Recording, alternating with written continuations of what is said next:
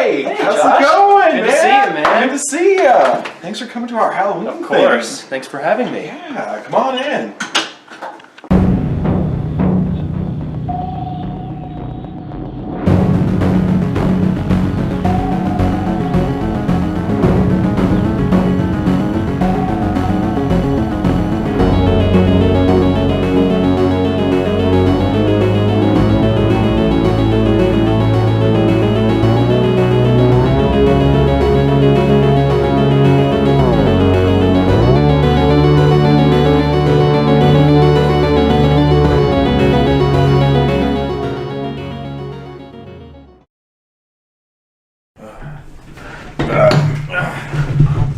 All right, so Mike, thanks for joining us. Of course. Thank you for having me. You're welcome. This is our first interview for our Halloween special 2018. Our spooky Halloween special. Spooky. We have some special magic in store for later in the show. Isn't that right, Josh? Yeah. Yeah. Been reading some books. Yeah, and Google. So, Mike, I don't know. Where have people seen you on YouTube? Probably a little bit on the cool stuff. The Hamilton hunting. Football League, if that's up there. Hamilton Football League's up there. Yeah. I mean, Sam's been seen on that as well. Yep. We'll see Sam later in our show. But what do you do, Mike, outside of appearing on YouTube randomly on certain episodes? I work in finance for a government contractor, actually. So I crunch numbers all day. All right. Yeah. So we're talking about Halloween on this episode. What Growing makes up- Halloween for you? Yeah, growing up, what made Halloween special? Man, I'm old school. When I was growing up, we did the whole trick-or-treating thing. I feel like nowadays, you look outside Halloween night, there's no kids out there. That is true. I It mean- seems less and less. I've been in my apartment for about a year and a half, and I don't see anyone out on the streets. I'm like, when I was growing up, to answer your question, costume, I remember my very first costume when I was 5 or 6. I was Sonic the Hedgehog. All right. So yeah, That's awesome. Yeah, costumes and candy is immediately what I think picture of, yeah. Halloween as. I mean, that's what I think of. What about you, Josh? Me, costumes, candy, Yeah. scary movies. Maybe some scary eggs people. at some houses. Yeah. Doing some Silly pranks string. and Yeah.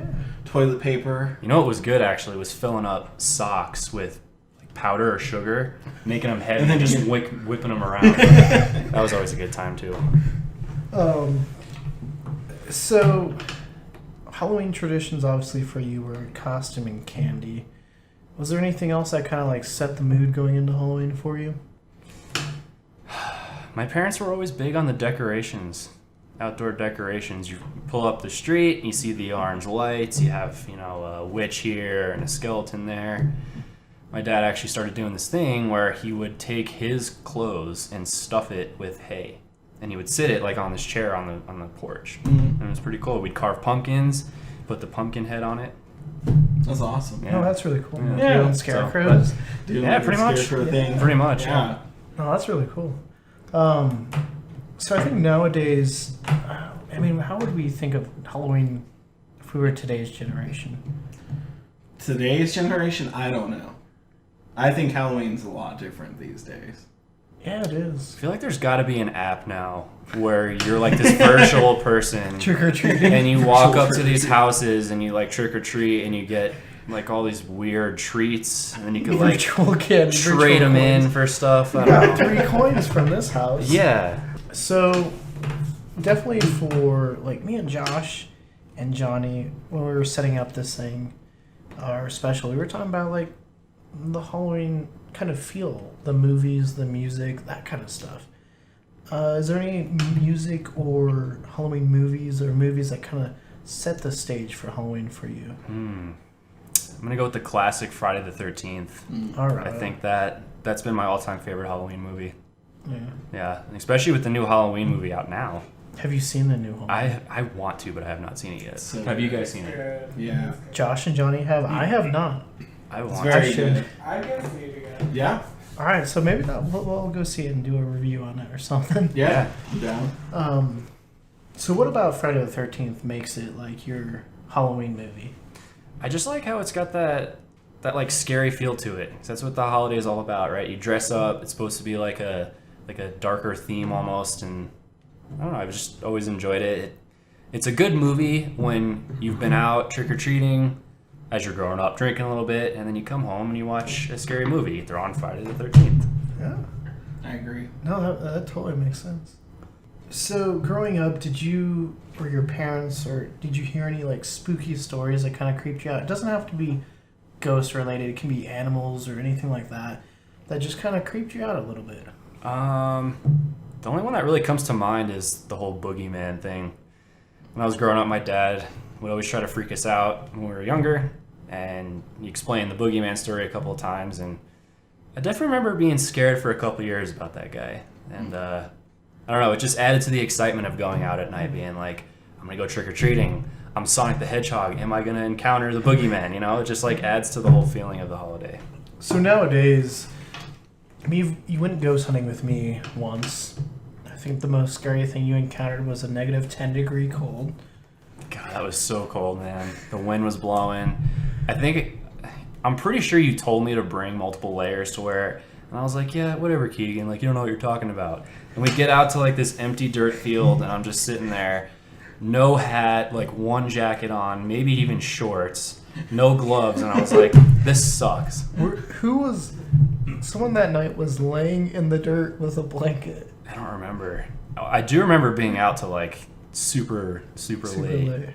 That was Third Bridge. And we stopped at Jack in the Box, I think, or Taco Bell or something. Del Taco. Del Taco's our local ghost hunting hookup. We go there, we get some tacos, we go ghost hunting. We were the only people there. Yeah, they looked It was nice. We walked strange. in. Yeah. So obviously, I mean, you went ghost hunting. Do you have an interest in the paranormal? Does that thing like interest you? Do you watch ghost hunting shows or? You know, I used to watch pretty consistently. I forget the name of it now, but I think it's called Ghost Hunters. Zach, is it Zach? Oh, it Ghost Adventures. Ghost Adventures. Yeah, Yes, I used to watch that one pretty consistently. I definitely believe in paranormal activity. I don't have necessarily the interest that you guys have in like going out and exploring it. I think it's something I just grew up believing in. Like, there's always people that are going to say, oh, it's a conspiracy and, you know, it's fake news, like none of this is real. But the way it's portrayed on TV and videos, like it could seem pretty real at times. Sometimes it seems staged, but I don't know. It's something I've always believed in. Mm-hmm. I've never really experienced everything firsthand, but there's enough for you to kind of like say, I could see that. Right. Yeah. So, outside of joining us tonight, what are your Halloween plans for the rest of the evening? Halloween plans? Wow. Gonna go to a party, I think.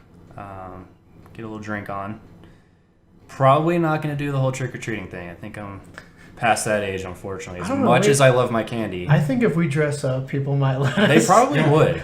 They would just think we're like super deep-voiced, tall teenagers. And like, yeah, give us candy.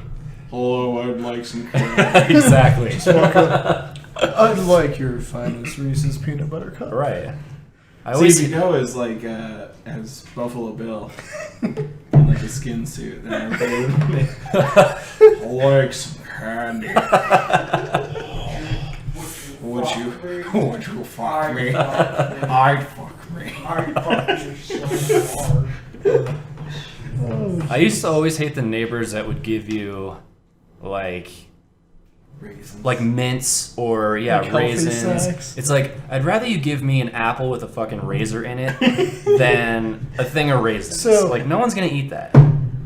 So growing up, I remember like early on it was like pretty normal. Everyone would give you candy. And then I remember like this one section of the neighborhood became super anti-Halloween. Like, you walk over there in your costume and they'd yell at you. What? They're like, get the hell away from my house. This is the demon stuff. And I'm like, the devil's worship. And I'm like, for one, you don't even know what the devil is, because the devil and Satan are two different people. So you're talking about two different things and you think you're talking about one. Did you have that? No, I never had that. But I was the jerk on the other end, though, who would walk up to a house, right? It's me and my two buddies. We're like, this is great. It's Halloween. walk up to a house and you have the bowl, right? Bowl of candy. And you take the bowl. And you have a sign on there, please take one, because they're probably not home. They're out at a friend's house or whatever.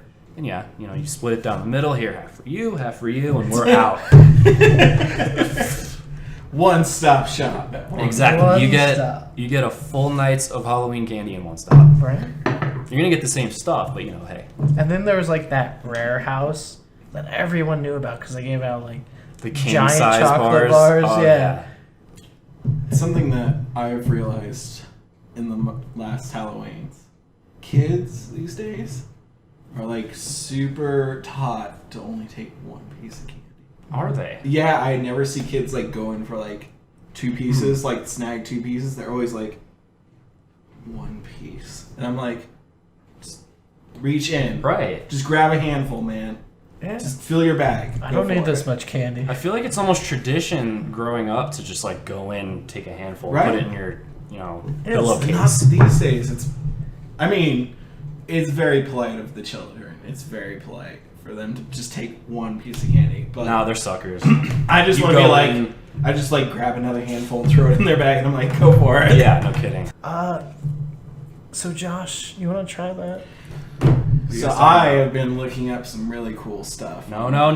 We're not doing any shit right now. It's fine. You'll be It's fine. fine. It's really It's- cool. You're it's gonna like safe. it. Am I gonna get hurt? No. I mean, according to think so. YouTube, That's a yes. there's a 50% fail rate. So what happens if you fail? You die. Okay, see you guys. Nope. No. You guys stay here. We gotta Ready? try this. All right. All right. So So clear your mind. think Okay. of scary thoughts. Yeah. I can't clear my mind and think of scary thoughts. It's one or the other here, guys. Clear mind of all happy thoughts and think. I don't want to go to a dark place. Okay. Think of your happy place. The Cowboys just won the Super Bowl. The Yankees are gonna win the World Series. It's a good year for Okay. you. Okay. Okay. Think of Happy that. place. Think of Okay, that. I'm there. Ooh. I don't like this. I don't like this. It works! Yes! YouTube tutorials, bro. YouTube tutorials. I'm in a loss of words right now. I To be fair though, where did we send Mike? it just said send people back. Do you know how to get him back? I just figured you just do the thing again. It's fine. We got other people to bring here. I'm sure Okay. I'm sure they'll all end up in the same place and we'll figure it out. You thinking who I'm thinking? I'm thinking of who you're thinking of. Aha, ready?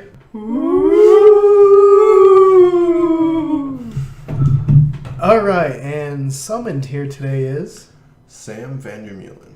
Alright, Sam, so... They might know you from Culz Paranormal. Also from Hamilton Football League. There's a couple of videos out about that. What else do you do? I work for a company that builds custom furniture for 911 operation centers. Well, desks, I should say. But other than that, I play video games and I'm out at my friends' concerts, which you guys should all check them out. Rum and Monkey, and then the other band is Strange Matter. They have music on SoundCloud, Spotify, and YouTube. Alright. Sounds good.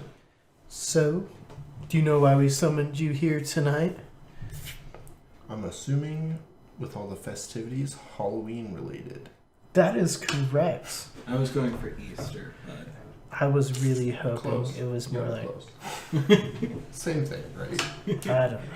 Leaf Erikson Celebration of the Day death was of what I was Leaf thinking. Erikson Day. Yeah. Hinga dinga durgan. Hinga dinga ding. Hinga dinga durgan. Alright.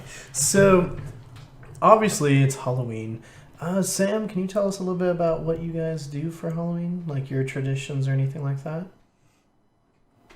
I mean, we don't have very big traditions, but I like to dress up and sometimes create haunted houses. Haven't done it for a while, but me and my cousin, when we were younger, used to make haunted houses that we would try and scare people that would come trick or treat.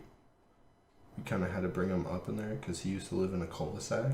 So we had to make signs that said, like, haunted house this way. The candy is this way. Yeah. Not many people came, though. But the few, they were terrified. They were queasy.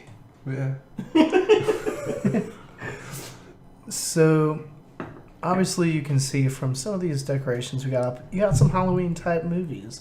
Is there any movies that really set that kind of, mood of Halloween for you?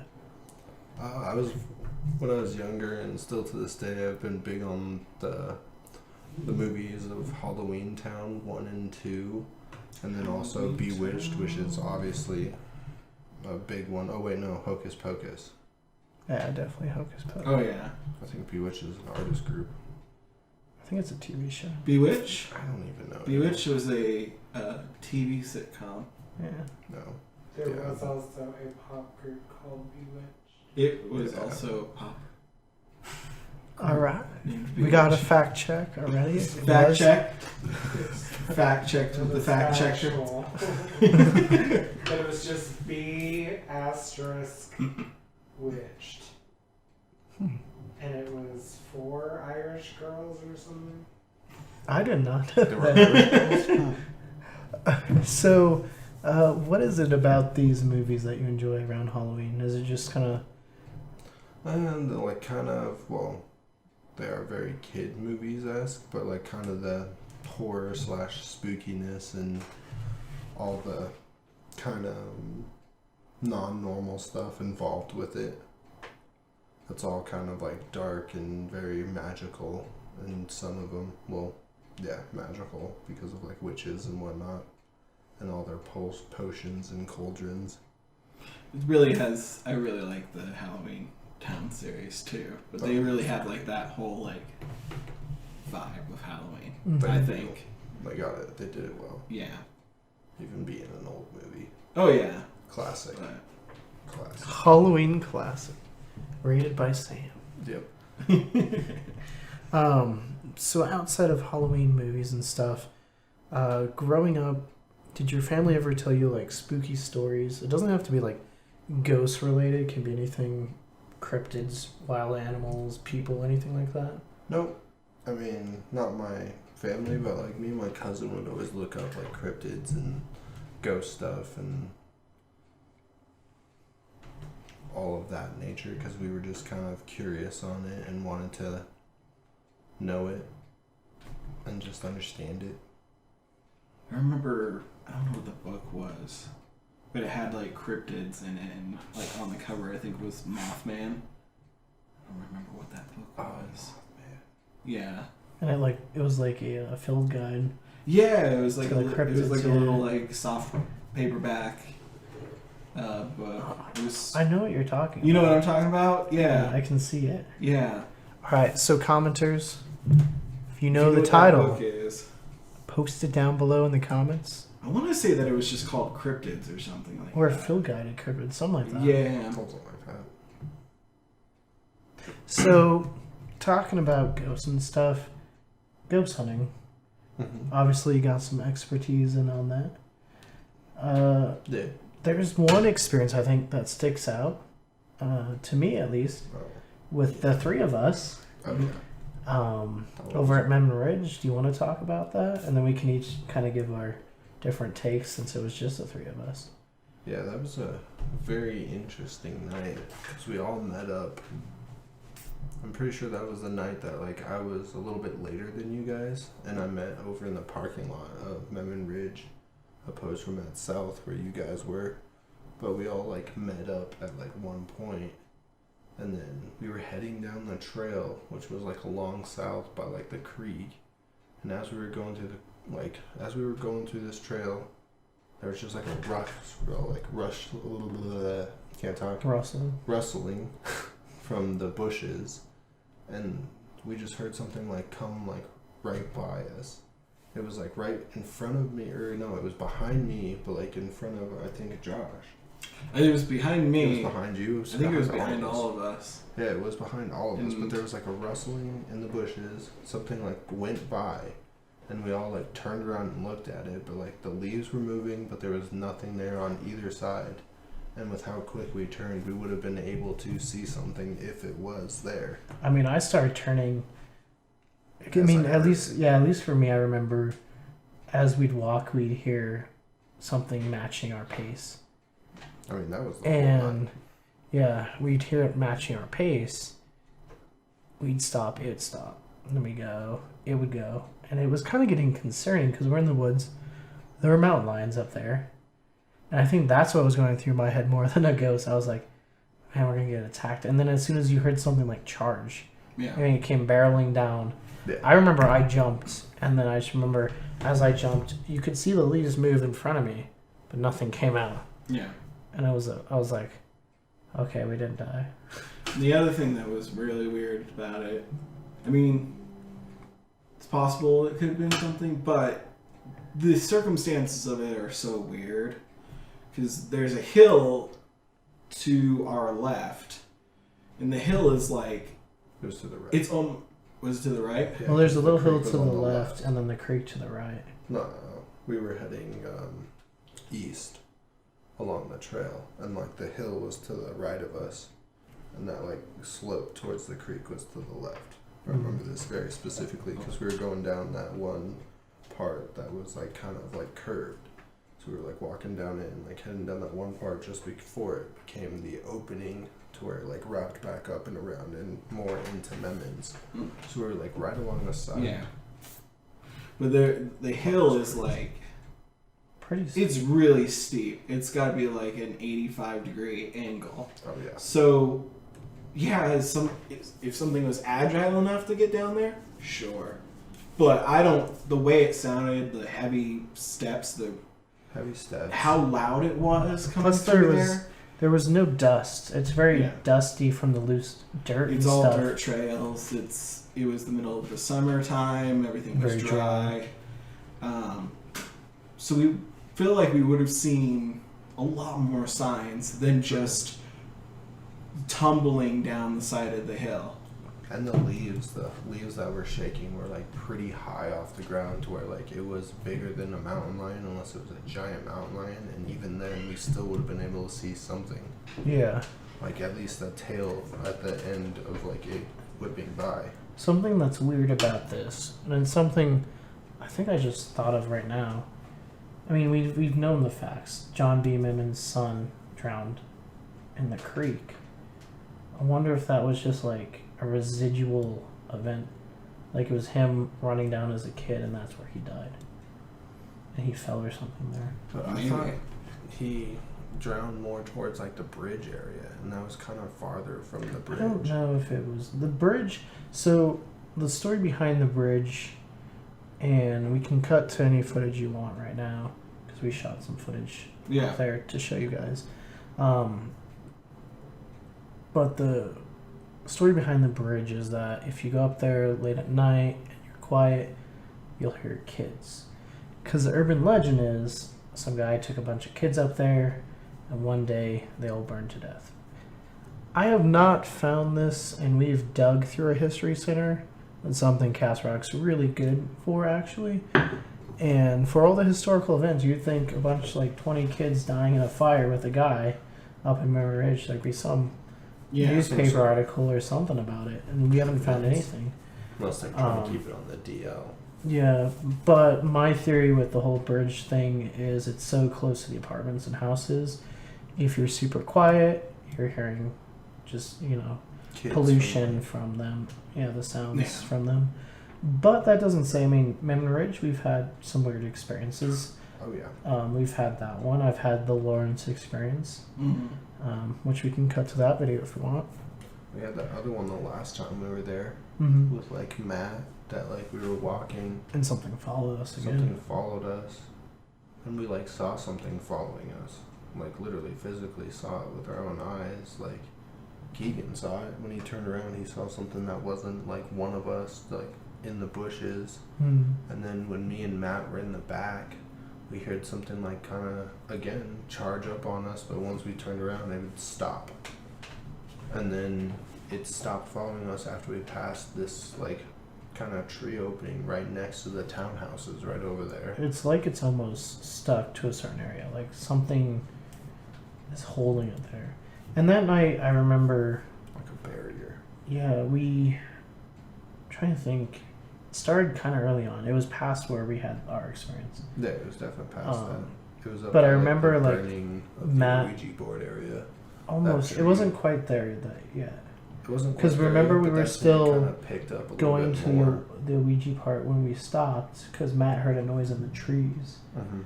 And so Matt and Blake were looking up there, and Andrew was kind of up in the distance, and he was following something else. Like he heard another noise, like it was trying to split us up.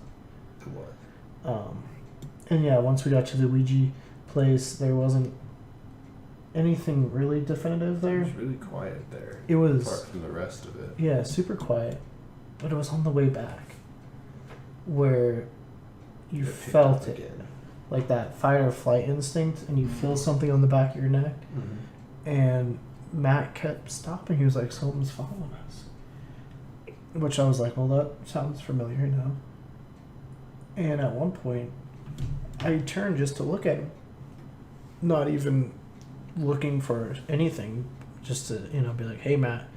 And as I turn around, we were in this part where, like, if the brush is like this and then the trail just barely cuts through it, Matt had cut through it so I could see him, but I could still see some of the opening. And when I looked back, there was a dark figure there. And it didn't have any features. It was pretty big, and it just kind of moved off into the other side. And that's when I was like, oh. And we all started paying more attention. But yeah, as soon as we kind of got past that opening, there wasn't anything. And honestly, I think that's something that happens often up there, is that noise of something creeping on you. Yeah. Because when I filmed, what was it, Culz Tours Memon Ridge, or I was talking about the history of Memon Ridge. Yeah. I was just sitting on a park bench and I kept hearing something like approaching me. So I don't know. Josh and I, we went up there for an Ouija board. And Yeah. We had some. Are you talking about the first time or the second time? What do you mean? We can talk. Well, because the first time we went on the behest of a client. Yeah. The second time we went is the footage that we've been using throughout this. No, the first time. The first time. Yeah. Yeah. And then we'll talk about the second time. I mean, the first time it was weird, especially the situation they were in. They were very upset, very disturbed by the whole situation. Kids had gone up there, played with the Ouija board, and possibly summoned something onto themselves. And then they destroyed the Ouija board without saying goodbye. You know, the rules that you gotta follow when doing one. They burnt it. Yeah. And then they buried it in the ground. In the spot where In they the were spot. doing it. And so we had to go get it. And Keegan had a lot of issues after that because he took it with him. Well, I took it because the kids kept saying they felt drawn back to it, and they would like sleep drive to it, or they'd have all these bad nightmares. And Well, one of the girls, she went missing. yeah, she was missing when we did the investigation, Yeah. and so I felt like it was in the best interest to remove that from the situation, because I know the kids, when we were there with their mom and everything, they were like, we're not gonna go dig it up, we're done with it, but Their mom was they're very, gonna go very back. upset and was very worried for their safety the the whole and time. so I took it, I put it in my yellow car, and I was like, I had no problems in that car before that, and as soon as I went in there, like the whole car died. Yeah. Like total everything. It just totaled it. Yeah. And I kind of just, I didn't think much of it. I didn't really connect it to the Ouija. I did take the Ouija board out though. At that point, I was like, I don't know, that's kind of weird. But then I had to put it in. I put it in my Subaru when I got my Subaru, and the moment I put it in, that car died. And so now that Ouija board is in a safe spot. A secret spot. Secret spot. Only Alan and I know about it, so I'm not too worried about it. But yeah, I mean, talking about something weird. And is there something bad up there? Maybe they've attached something there. The Lawrence spirit that I came across in 2008 didn't seem bad. Yeah. It was a weird set of coincidences and stuff like that. But, well, didn't we... I'm trying to think. Wasn't there the thing we saw near the hanging tree? Or was that Colin? I'm thinking that must be Colin because I don't recall. I remember near the hanging tree, he knew... Which the hanging tree is a tree that they used to hang people on during the Wild Wild West.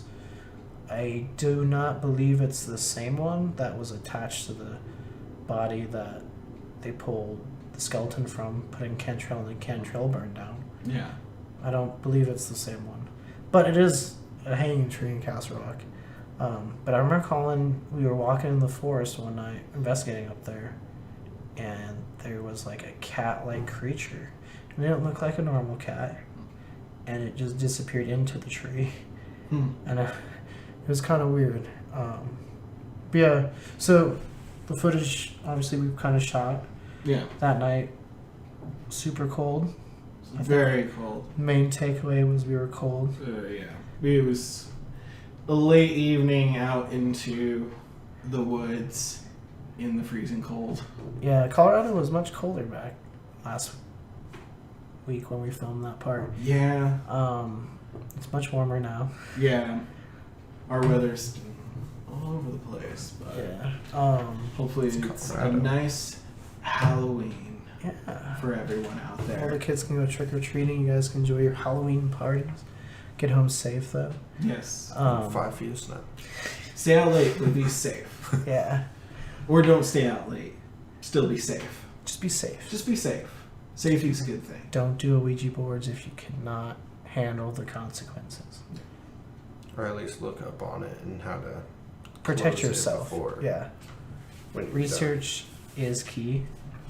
Research is your best protection. Bogart all your candy. Your parents want your candy. done. That they do. So, the only spot I know felt weird. And I mean, I guess we did hear noises a couple times, but nothing too concrete. But I know that opening where, if you go up, that's where we saw Lawrence, and that's where the hanging tree is, felt very bad.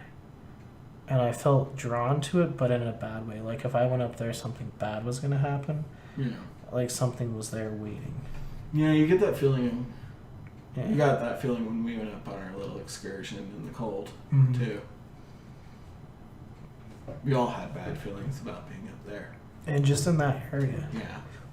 And it's just a little opening, and it's been off and on, but ever since the Ouija board investigation, I think it's more of a bad feeling up there. Yeah. Like it's tainted. I mean, because it has been. And this is why we don't investigate at cemeteries. Yes. Not only are you disturbing and not being respectful, but you can trap spirits there, and you can bring upon bad spirits there. Yeah. Speaking of spirits, Sam, have you had any other crazy experiences during investigations that we've been on? I know we had one recently that was pretty creepy. The one at Third Bridge. Yeah, Third Bridge. I was thinking of your cousin's house, though. Oh, my cousin's house as well. Third Bridge is the more recent one, though. But yeah, there was one at my cousin's house that was real weird. Like, that house has always had, from what my cousin's brother would always say, is been a little, like, off. I mean, it was built in, like, 89, wasn't it? 1889, something like that, yeah. But, like, my cousin's brother first told us about him being home alone he had like 2 other roommates in the house, and while he was there by himself, he was in the laundry room, and he saw this shadow walk out of one of his roommates' rooms and then go into the kitchen and then go downstairs. And then that roommate came home and he was just like, wait, didn't you just go downstairs? And it freaked him out. But then my cousin moved in there, and he was living there by himself, so he would always hear lots of weird noises in his bedroom. He would hear like 3 knocks on the wall, like at a certain time of the night, every night. But we went over there to investigate, and we found this one room to be very interesting, which was the room of the roommate that had the figure walk out of. So it was in like the western corner of the house, west north corner of the house, and it just felt very, I think it felt like you were walking into water that was electrified. or just straight electricity. It was just very weird. Yeah. It was like warm, but like also very like staticky. It's like that static feeling when you like, I don't know, it's kind of hard to explain. It's like something you would like feel, all the but you hairs on your can't. body Yeah. stand Just like up. stand And up, you get like but these also, pulses through you. Yeah, I just remember because like Adam like a shock. and I forget who went with Adam, but they were back in that corner. And Adam comes out and he's like, go in that room. I was like, do you see something? He's just like, go in there. And then come back and tell me. So I didn't know what I was walking into, and I went in there, and as soon as you get past that doorway, it was like, yeah, walking into electricity. And I was like, whoa. And I came out and told him, and I remember that's when we were like, all right, let's try to draw this thing out. Mm-hmm. Because if it's mimicking people and this and that, it doesn't sound like a good spirit. Yeah. True. So we went in that room, and I sat in this corner. Adam stood in that corner. Towards like the window, Yeah. more towards the west. He was talking, and that way I could record the whole room, and I could see everything. That way everything was covered. Yeah. And that's when Andrew was in like the room, like back from it. So like the room is like basically like this. There was a door on like this side of the room, and then there was a door kind of like at the catty corner. So like the doors were like this, and down here was like a music room that like my cousin used right before the laundry room. And so Andrew was in the music room. I was in the living room with my cousin, and it was just me and my cousin in that room. My cousin was like just sitting in a chair, and I was just sitting there watching him, but like also listening to them holding. I didn't have the EVP. I don't think I had like the maybe EVP one was camera sitting in, by like, itself in the center. room, Yeah. and Adam was just going through the questions, and he said, well, make your presence known. Are you afraid of us? And then No, he said well, then you got to the part something about like what did he say that like triggered it? Oh wait, like don't you want to talk to us, or we don't want to talk to you, or something like that. no. And It then was something to trigger what happened with Nick. He was just like say something to us or something. It was like something about like trying to get it to talk to us, and then all of my cousin was just like, start clicking. yeah, my cousin, yeah, he started to do like this weird thing where like he had his hands like this, and like his head would start going like this, and he was making this like. And then he was just like, I am here. And then he was just like, I thought we are friends. Like, come out here. Like, everybody come here. And then he asked everybody to turn off all the cameras and stop recording everything. And like, I was just holding my hands like this. Just like holding it like this. And he was just like, are you recording something? And like, literally like, was just checking and make sure that I wasn't recording anything. and like he wanted everybody to just stop recording at that point. And I remember the whole time we were super like confused what was going on. But at the same time, I was like, well, we have the EVP still going in the other room. And so I was like, we'll figure out whatever's going on. At least on that, we'll catch something. Like, I was certain we were going to catch something. I remember when we finally were able to leave, because then it was like, we couldn't leave. Yeah. He was like, no, you have to stay here. You have to stay in the house. I'm like, oh, okay. And then once we finally left, I was like, I'm going to listen to the EVP, because I'm like, I know something's on there for a fact. And I turned it on, and everything was erased. Everything. And no one had gone in there, no one had touched it. Yeah. I was so sad, because it had investigations we hadn't even gone through yet. Yeah. And yeah, that was crazy. But yeah, Third Bridge, that incident. That was another weird one. We had a couple nights. We had Jason with us one of the nights. Dustin. Did Preston go with us to that one? No, he went to Garden of the Gods. Yeah, he went to Garden. Dustin, when he came, I think is when it kind of fed off of him, his energy. Oh yeah, because he was super scared. He was so scared, and so things were just happening. And Who yeah, were we under with? the. It was me, you, someone else. Well, it was you, me, Dustin, and No, we were under the bridge. I think that was no. Jason then. It Night might have one been was with Jason's. Jason. But we went under the bridge and it felt really warm. And that was a cold night. It was- Kiowa's really flat and open. There's not a lot protecting you from the wind. Mm-mm. So it was really cold, but we went under the bridge.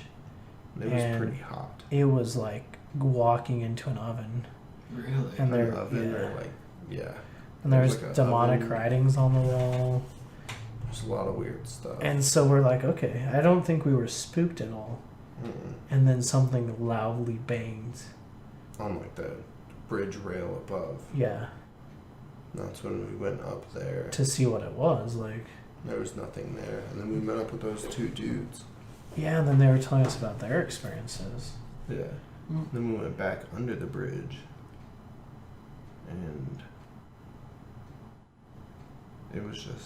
it wasn't nearly as hot. Like it got cooler then.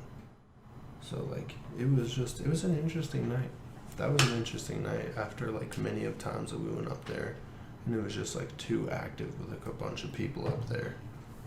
Because it became a hot spot for a bunch of people, and that's when things don't show their presence as much because of all the activity and they get afraid. Yeah. Yeah, it's too bad. I mean, there was the spirit Ashley we were able to communicate with. She was a good spirit. She died in a car accident up there in 97.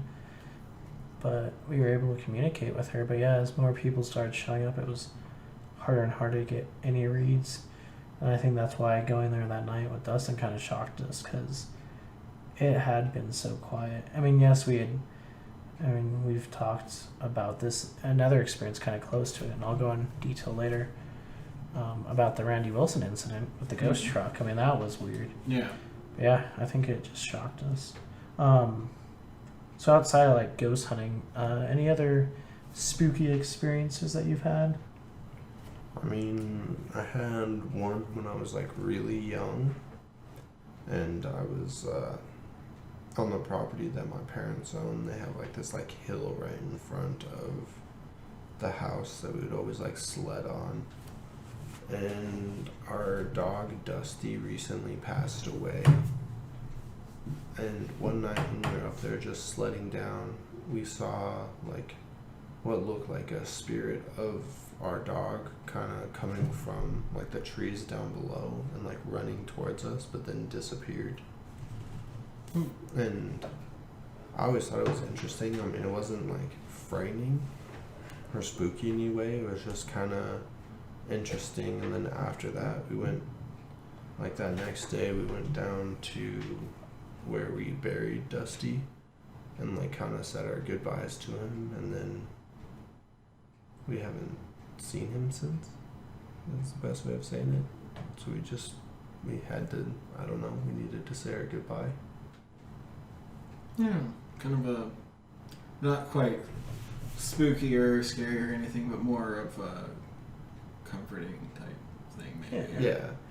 I think that's one thing If I people would- get wrong with is there is good spirits, Well, but I there's think we're plenty of starting good to see that with our spirits. interviews. Is more and more people are starting to believe, yeah, there's good spirits too. Oh yeah. There it is. Things that go bump in the night aren't always bad. They're just confused why you're living in their house. Yeah. I mean, we've had that.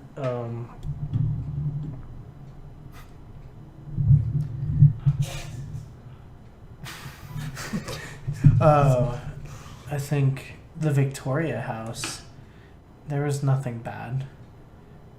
Her dad might have been a little upset that we were just going around trespassing in his house, but Yeah. yeah, there's nothing bad. So outside of ghosts and stuff, Halloween is about monsters and stuff, cryptids and aliens and stuff like this. What are your thoughts about those type of things? I mean, I've always been big on the whole alien / extraterrestrial kind of side of the cryptids and all that, just because with how far we have come and like all the stuff that we have like invented as I was growing up, and like both you guys as well, but like we saw like computers going from like those weird box things to like the ones that were just like around like this with the like kind of the eye drop look to them, to like laptops, then to flat screen TVs, from like the big projector TVs. There was like microwaves, cell phones, iPods, like all sorts of stuff just happened so rapidly and so quickly, and it's only like increased from that. But I feel like we have been in contact with otherworldly beings for like a long time now, even before all of that too, like even back in the time of like the Egyptians and the Romans and all of that, because those civilizations were so advanced for their time. And even before there's some civilizations which names escape me at the moment, but they had like 100-foot like tall walls with like perfectly cut lines in it that are like evenly straight. Like a lot of the Well, it's like world. Machu Picchu. Yeah. You see in it that at one point there was a civilization that was very precise with how it was building it. Everything was very precisely cut. And then something happened because halfway up the wall, they go from being super precise, so precise that like a hair couldn't fit through it, Yeah. to the walls are jumbled. Hmm. So it's a different style. Yeah. Like someone came back and took over. And I mean, that's something people are looking at now is, are the pyramids older than the Egyptians, where the Egyptians just found the pyramids? Was there a more advanced human very civilization that built that? Because it's also, again, super precisely built. There's copper in it. No mummy has been found in the Great Pyramid that is 8-sided. Yeah. It's very interesting. Hey, It is. maybe we'll go to Machu Picchu. Possibly. Yeah. Maybe. I'd be kind of down. Or Giza and go find out some more truth for our own self. So anything in Gotta closing? be careful with stuff like that though. Yeah. Because if it wasn't built by the Egyptians, then there is a chance that there are things that you will come across that will either send you to another dimension or time or place in space, or you'll just disappear because of governments that are guarding it, because they don't want the truth being revealed. There's a lot of places like that. We're truth seekers. Yeah. True, but Is the Smithsonian withholding giant skeletons from us? I want to know. probably. I mean, it was in the papers in the late 1800s, early 1900s. People were finding a bunch of giant skeletons in 18 the feet American tall. pyramids. And then all of a sudden they went to the Smithsonian. The Smithsonian has no record. No records of them. I say we night at the museum. We're gonna bring all the displays to life. Yes. And Okay. ask them where the skeletons are. Excuse me, sir. We're just gonna get Teddy Roosevelt to Help tell us us out. where it is. Teddy, can you help us find this giant skeleton? Why, yes, old sap. Please, sir, may I have some more? More giant skeletons, sir? Alright, so anything in closing you want to say on this fine Halloween evening before we summon you back to go play Red Dead Redemption 2? Not much than that, but everybody have a wonderful night. Keep your eyes up, because there are plenty of lights to see out there, and they like to hide amongst the clouds and everything else, but like once you start understanding and seeing them, you see a lot more. Like I had an experience up in Keystone that even to this day I'm still questioning if it was just lights on the mountains or if it was something else, but it was very interesting. I think that's pretty well said. Yeah. So, Well too said. sweet to you, sir? Too sweet. Too sweet. Alright, we We will summon you back.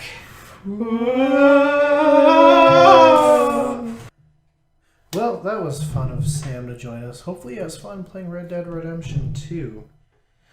So, I mean, we've had some pretty good ghost experiences, don't you say? Yeah, I think this has been pretty exciting the whole time. Yeah. Yeah, I hope Mike's okay. yeah, I do too.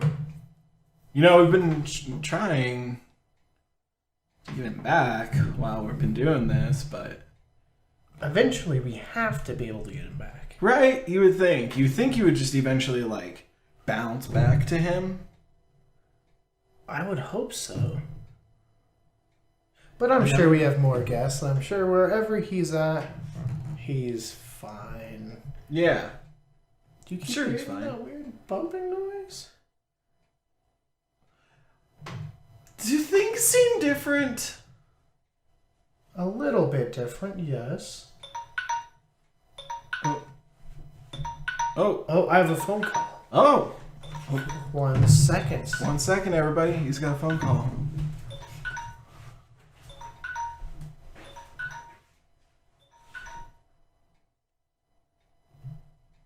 Hello? Just doing our Halloween special. Yeah, you got a story to tell us? Alright, why don't you tell us? I swear something seems different in here. Alright, so I see your villain shirt. Very cool. Yes. And Halloween spirit too. Not too bad. Oh yeah, it's my favorite shirt. Yeah. I have to get me like a Kenny Omega one or something like that. They got one. It's like Kenny Omega. It's the Omega symbol, and then just says "Change the World." Right.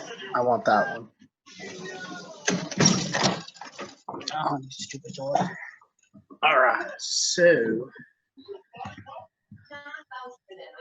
I hope this saves. I don't know.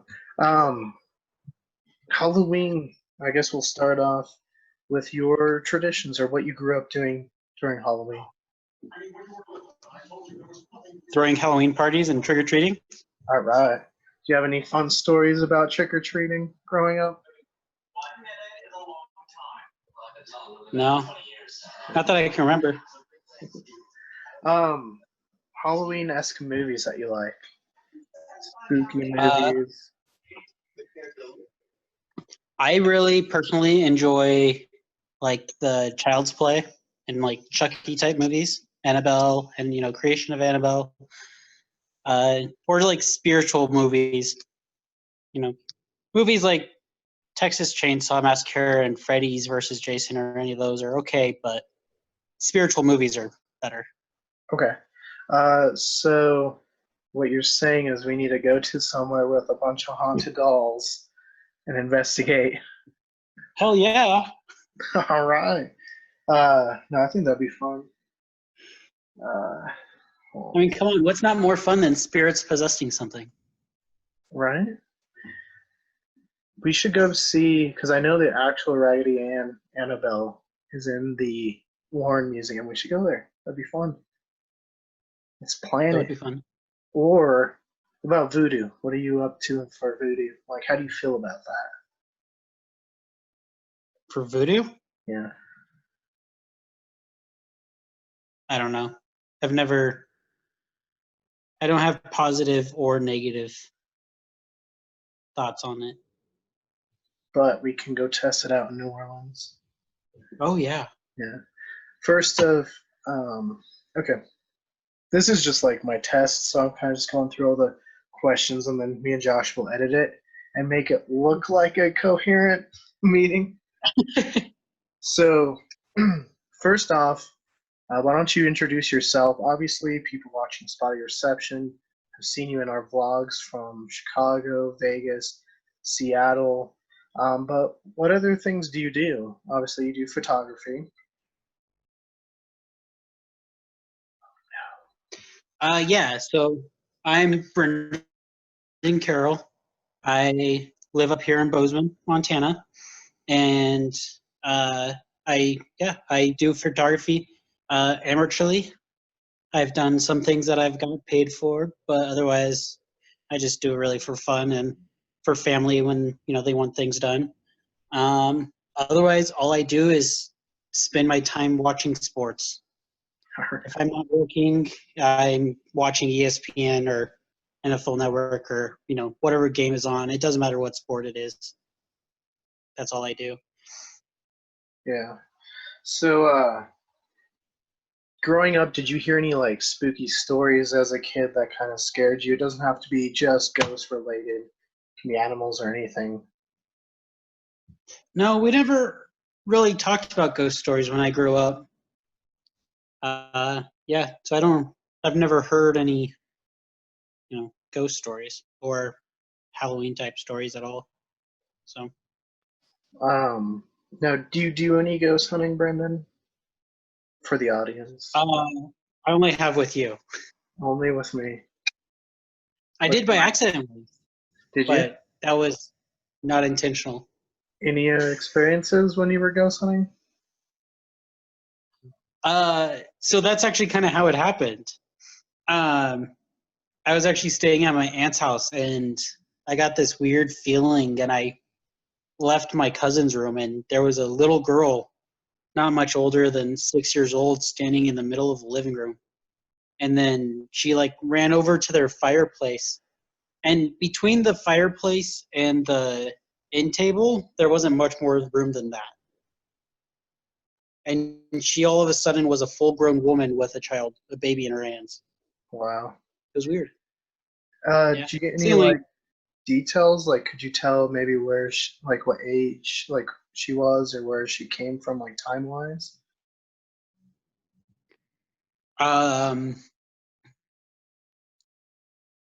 If I would have to put a timeline on it, it would probably have to be the early 1900s, just because the outfit that the little girl was wearing is one, kids used to wear like nightgowns and stuff in the earlier 1900s or 20th century, I should say. So that's the closest I could put it, probably. Okay.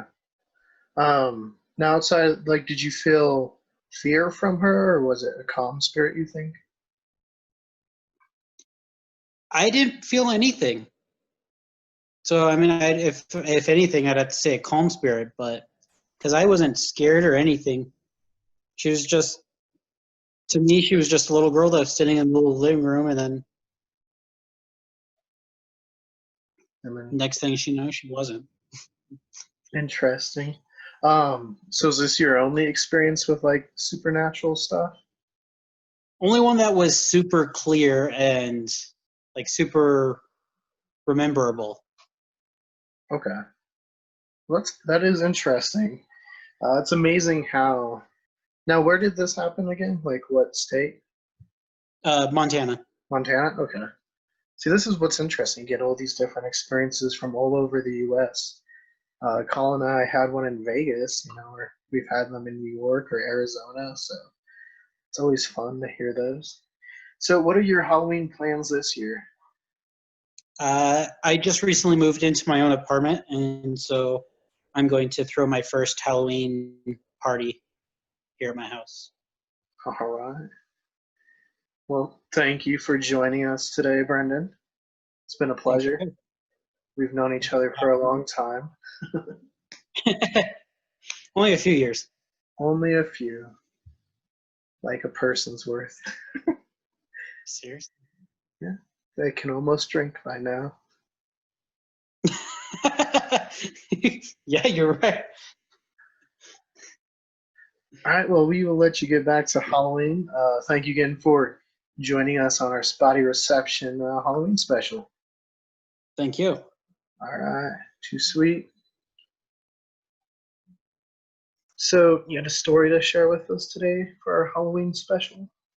Well, on the topic of ghosts and such like, my first ghost experience when I was probably about 4 years old, and at the time, then I probably had no idea what ghosts were or anything. I was at my great grandparents' house, and my dad and my great grandfather went down to the basement to do something with the furnace, and I was at the top of the stairs with my mom and watching them go down, and I saw that there was a man lying face down at the bottom of the stairs, and he was wearing this brown suit that was kind of wrinkled, and I was kind of freaked out. Who's this guy, And then my dad and my grandfather just kind of walked through him as though he was water. It was really weird, and I was, as a 4-year-old, well, I mean, really, as an adult who had really processed that very well, but certainly I was very freaked out about it and wouldn't stop talking about it for the longest time. But that's one of those things that it has stuck with me all these years. I think that especially small children often witness things that they are told aren't real, or that that can't be, or whatever, and yet it is very real. It's just that they haven't closed their minds to it yet. I know that I have a 4-year-old granddaughter who would be about the same age as I was at that time, and when she was probably about 2, she would be waking up in the night just screaming because she says there were ghosts in her room. Well, who told her about ghosts? I don't have any idea where she learned about ghosts. But then she started to tell her, well, ghosts aren't real, ghosts aren't real. But there are still times when she's kind of like, okay, Grandma, you can go over there because there aren't any ghosts in there. And I think that with small children in particular, their senses are just so open that even when they're told, oh, that's not real, that they still know. And I think that we're all sensitive to some degree. It's often like, everybody can draw, and some people are more talented than others, but if we practice at something, if we are open to it, if we don't just say, oh, I can't draw, and say, oh, I can't,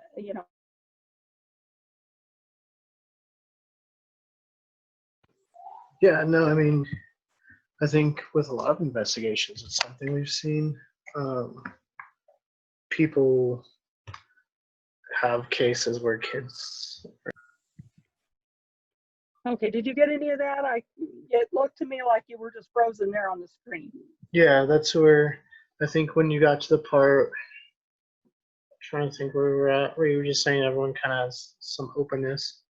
But yeah, I was just adding in that with a lot of investigations, a lot of the times the first people to experience something is young children. My thing with that is I think they're more open to it because it hasn't been ingrained in their minds that there is no ghost or something like that. So they're more open to the idea, or more they just investigate stuff more than just like writing it off. Yeah, I think that that's true. We live in kind of a society that says that, well, you have to be logical about this. That ghosts can't possibly exist, but yet there are all these things that happen that really have the explanation is beyond these very narrow parameters. And so often it's when you are in this frame of mind that's it's kind of like the one that if you're just kind of driving around and letting your mind float along, that you are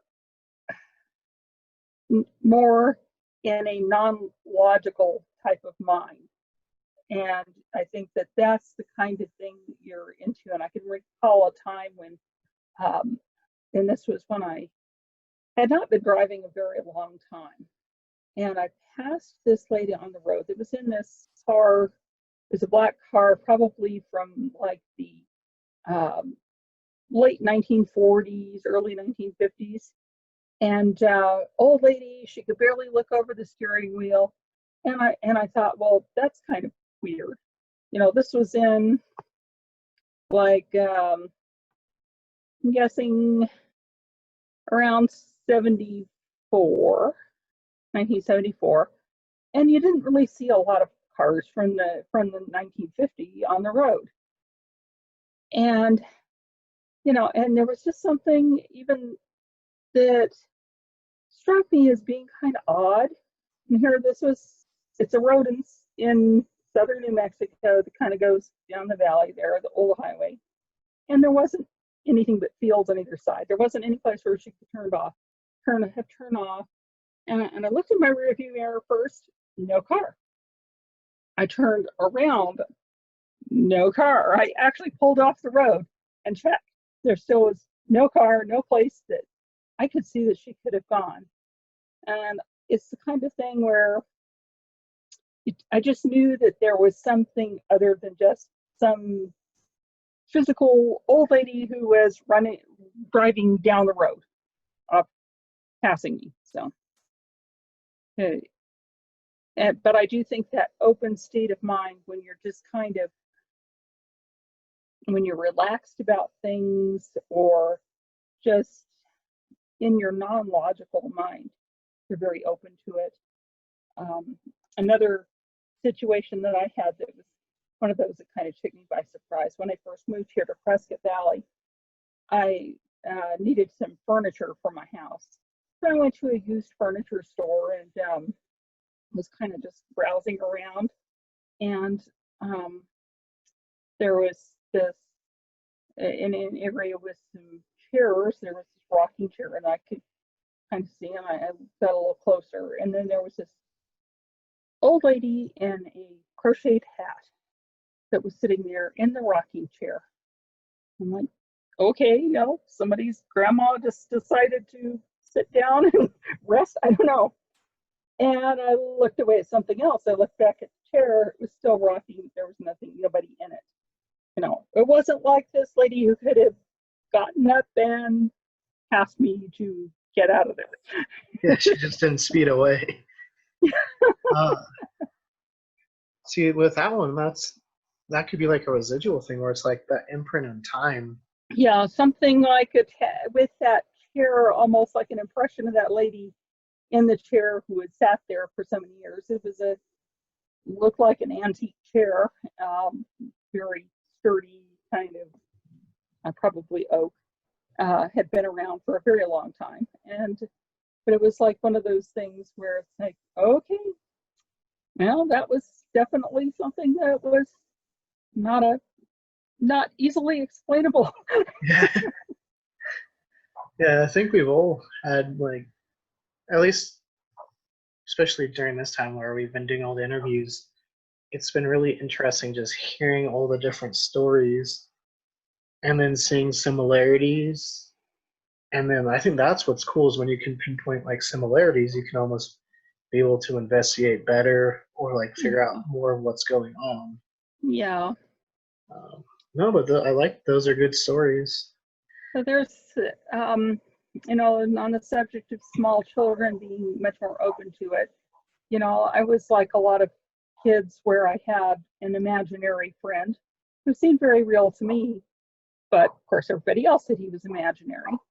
And his name was Jerry, and he was kind of a scrawny looking teenager with kind of wild curly hair and just kind of one of those all elbows and knees kind of kids, you know.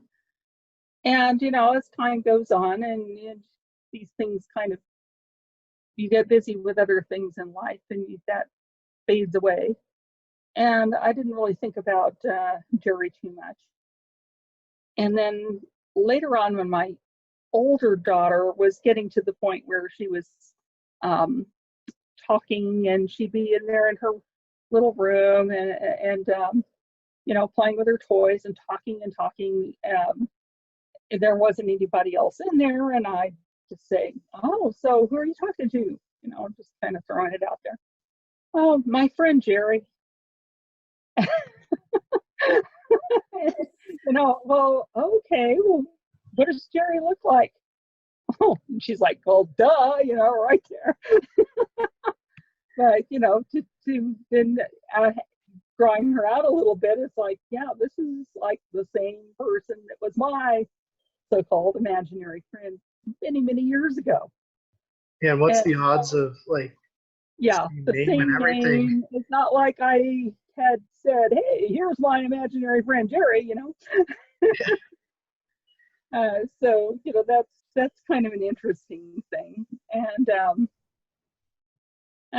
most of my ghost type experiences have actually been pretty positive, of, you know, like ordinary people who are, they have, you know, they feel kind of stuck, or they're maybe they have a reason for wanting to be nearby.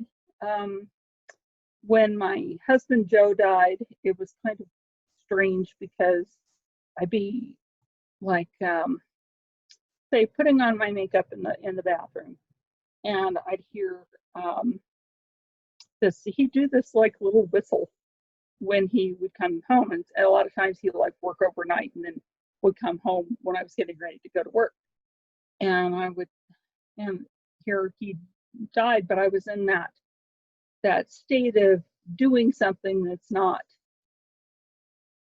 it's, I don't know, maybe a little less focused or something. And I'd hear that whistle, and my first thought was, oh, Joe's home. And then I kind of, as soon as I snapped out of that and went, but Joe's dead, the sound would stop. Up until that time, it was just like all the normal times when he would have come home whistling that little tune that he did. And so, you know, you have things like that, and there's nothing, you know, it's not like there's anything sinister feeling about it or anything. It's just kind of one of those things that makes you pause. I think I may have told you one time about the, because I have often shopped at estate sales for things like books and stuff. And see, I've got lots and lots of books. And I had gone to this one, and there was he had been a musician, and he had a number of musical instruments that were all beyond my price range. And then they and also I haven't played very much because I've got pretty bad arthritis. But I did find a box of sheet music that I thought, well, you know, if my grandkids, who were actually either infants or maybe not even born yet, I don't quite remember exactly when this was, but you know, if they're at the point when they want to learn how to play the violin, because I have my instruments and stuff which I saved because it's something I really, really enjoyed when I could do that, then maybe they would like to have the sheet music to go along with that. So, and it's like, and it's not like something that I saw, but much more almost like you have the feeling when somebody's standing really close to you and they're kind of saying, talking into your ear. And this is the feeling that I had, that there was this older man who was just, I was like crouched down to look through the sheet music. And he said to me, well, you know, you need to buy this. This needs to be played. And so I, you know, I was at first kind of like looking around, and then it's like, no, this is the person who has owned this. So anyway, I went ahead and I purchased this box of sheet music at the estate sale, and I thought, okay, that's that. So I took it home, and then this guy just kind of like, it was more like an auditory thing all the time. Well, when are you going to play that music?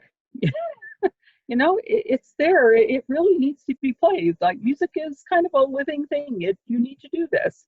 And I'm like, no, I can't really play this stuff like I used to be able to play. I'm saving it for my grandkids. You know, he was very persistent, kept after me about it. And finally, I'm like, you know, you're dead. And you've been dead for at least a little while now. And yeah, maybe it's time to move on. It doesn't get played again. But you have to let it go. And he kind of faded away after that. That was kind of interesting. Yeah, it's always interesting to think. I've had like that thought, like, what would I get attached to, like, in the afterlife that like someone would buy it, my spirit might be attached to it, you know? Yeah. It's something that I think Mark, because there's this bench that my Yaya has at her house, and me and Mark, for the longest time, we're trying to figure out what a spirit might be attached to. And I swear it's this bench. There's something with this bench. Mark has like, so I mean, that's really interesting. Like when spirits feel so connected to an object that they can't move on. Yeah. You know, there was, as far as with something with an object that was negative. Now this was back when I was, I was a teenager anyway, and I've always loved yard sales and estate sales and stuff like that. Well, I purchased what, you know, and I thought, well, this is an interesting thing. I've seen a lot of old war movies and stuff that look like a German military medal. And I thought, oh, okay. It was like 15 cents or some ridiculously low amount. Well, as soon as I brought that into the house, I mean, it didn't have a good feel to it. It's like sometimes you could just pick up something and it has a vibe that is bad, you know, but I ignored it and I brought it in, and it had such a negativity to it that I didn't really like to handle it, but it was at the same time one of those things with, this has got to be valuable. At the very least, you can get more than 15 cents for it, right? And but while it was in the house, it was like, number one, everybody got really argumentative. It's like it set up this energy where everybody was dissatisfied and they were angry at each other and things like that. The other thing is that you started having sounds, you know, like the sound of something dropping in another room, and you go and investigate and you couldn't find out what it was, or, you know, like thumping sounds and stuff like that. And finally it was kind of like, get rid of the thing, donate it somewhere. Just it was, you could tell that it was something negative, and it brought those negative vibes or whatever it was. It wasn't like I ever saw anything or you know, or heard like a voice to go with it or something like that. but that extreme negativity that came in with it, that it had to go. That whatever it was attached to that, even if it was just bad vibes, not a good thing, not a healthy thing. So, and got rid of it, and it's like breath of fresh air. It's like it was just a huge weight that was off of our whole house. So that's something that was kind of negative. And now another thing that I felt was very negative one time, we were sitting over in Denny's, like a lot of these things, it's not like they're happening in creepy haunted houses, with bats flying out of the tower or something. This was just an ordinary day. We were there actually kind of early in the day. And we often go there, or the coffee, art discount, it's great. And I was just sitting there, and this group of people walked out towards the place where you pay, and then following them there was this like shadow figure. And now I really don't know what shadow figures are, if they are a kind of manifestation of a ghost, or if there's some other kind of being, or whatever they are. But it seemed very tall, like maybe 8 feet tall, and it seemed very malevolent. And I know I'm not the only person who witnessed this, because all around me that there were people where you could just practically see their heads snap up to watch this thing go down the aisle there. And then it's like everybody's kind of like looking away and doing this, because there was something that was very scary about it. And the people were checking out, and then at the point where they were leaving, I didn't see it anymore. And I don't know really what it was, why it seemed to be attached to them, why you would see something like this in broad daylight in a busy restaurant. But it was there, and I'm certain I'm not the only person who witnessed it, even though hey, Scott was sitting right across from me, and he was like, what? He didn't see it. Not everybody saw it, but I'm certain that there were other people at other tables who did, because just from their reaction I could tell. Very, very strange, very unsettling. But most are nice. I mean, sometimes even animals, we get so attached to them. Here's my kitty. That's a real one. Ow, y'all should have bit me.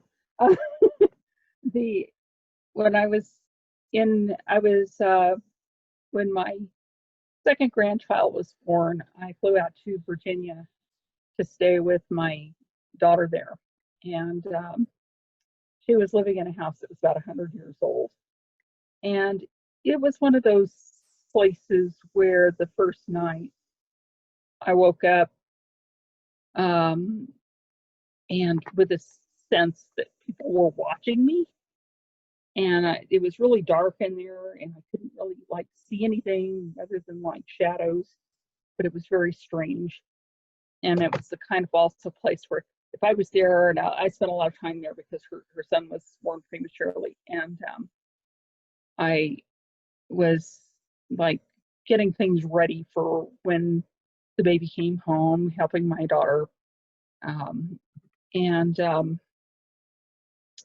so I'd be there when it's very quiet, and they were over at the hospital with the baby, and I'd hear in the other room this whispering and stuff, and then I'd look in, and it was just stopped.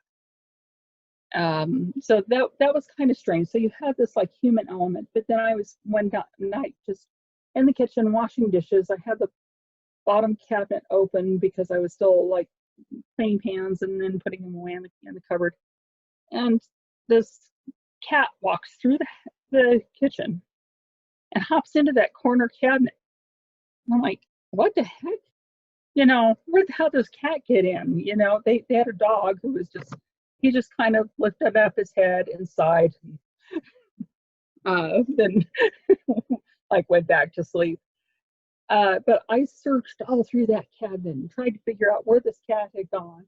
And then my daughter comes home and I said, you know, I don't know what to tell you, but there's this cat in your house and I couldn't find it to get it out.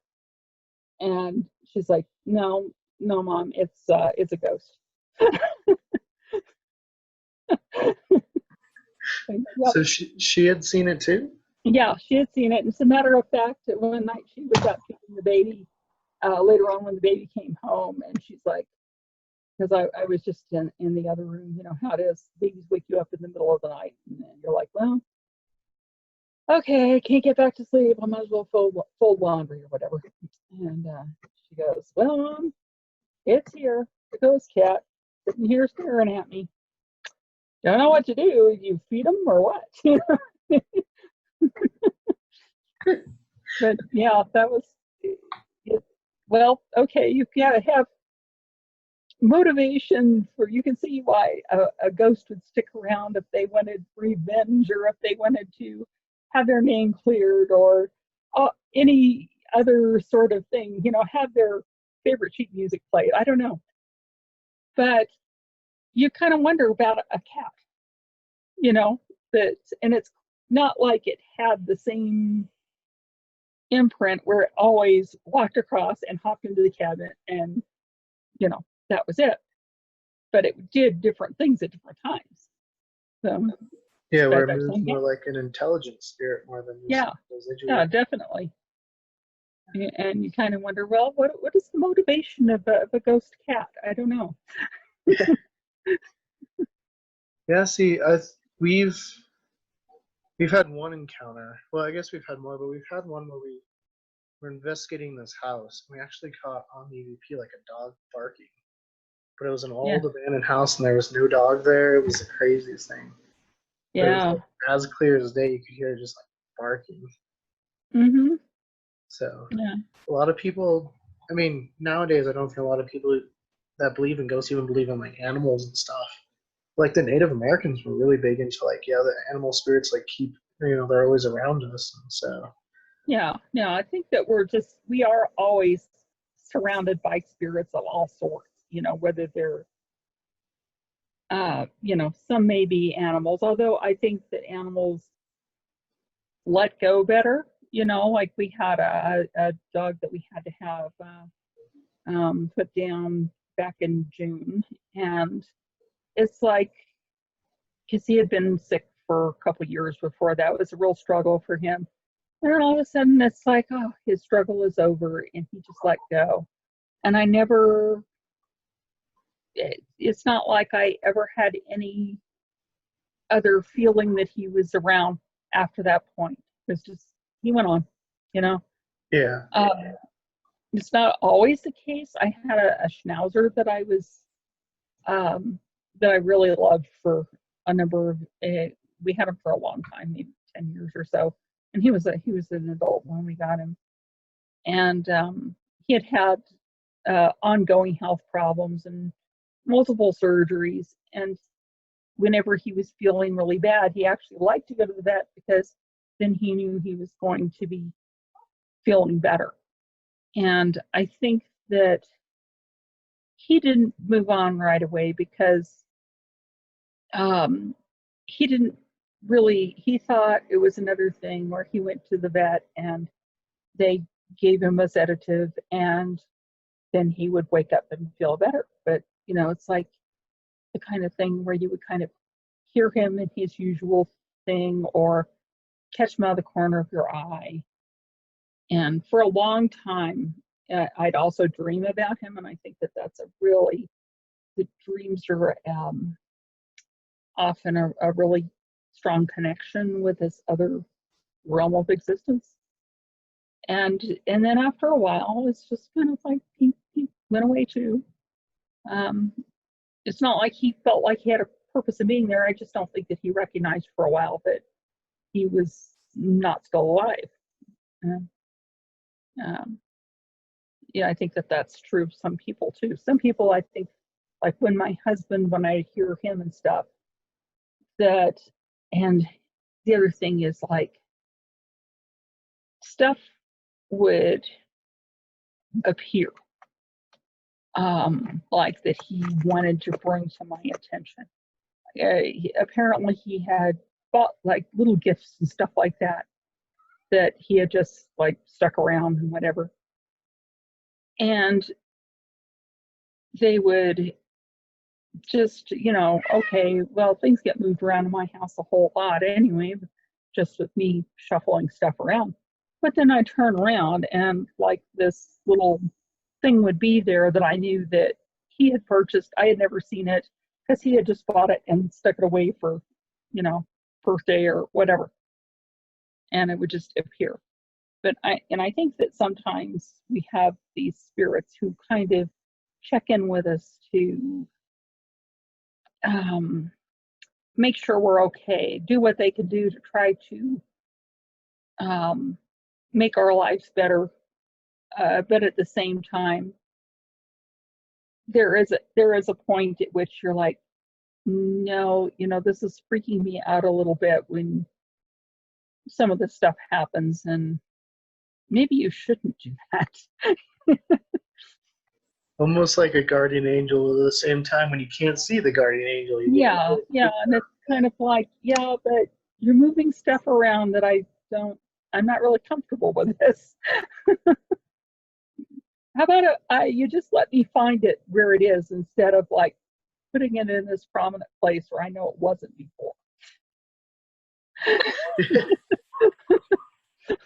Yeah, because then it would be definitely, you knew you found it, not, hey, how did it get there, Mm-hmm. Yeah. Well, no, these have been great. I'm glad you were able to join us. Oh, I'm glad I could do it. Yeah. It's fun. Yeah, thank you. Oh yeah, you're back. That was interesting. Was it? Yeah, I think we got some good stories for our Halloween special. Yeah.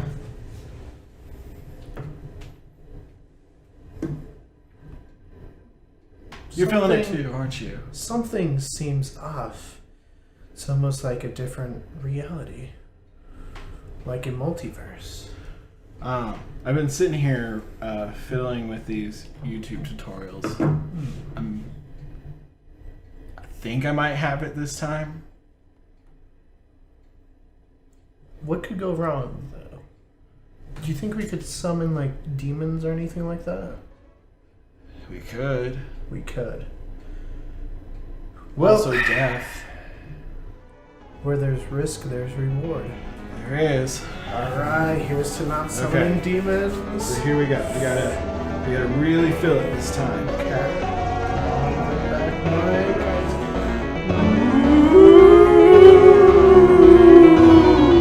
Alright, so our guest now is Stygian. Alright, so how do you feel about Halloween? Halloween is the time where I can just sneak up on people's back and scare the living hell out of them by either tapping their shoulder, just make a big stomp, or just yell right in front of their face, or just simply being there and just follow them creeping around like I did to a certain person. Alright. Now, growing up as a child, did you have any, like, spooky stories that you were told? I was not really.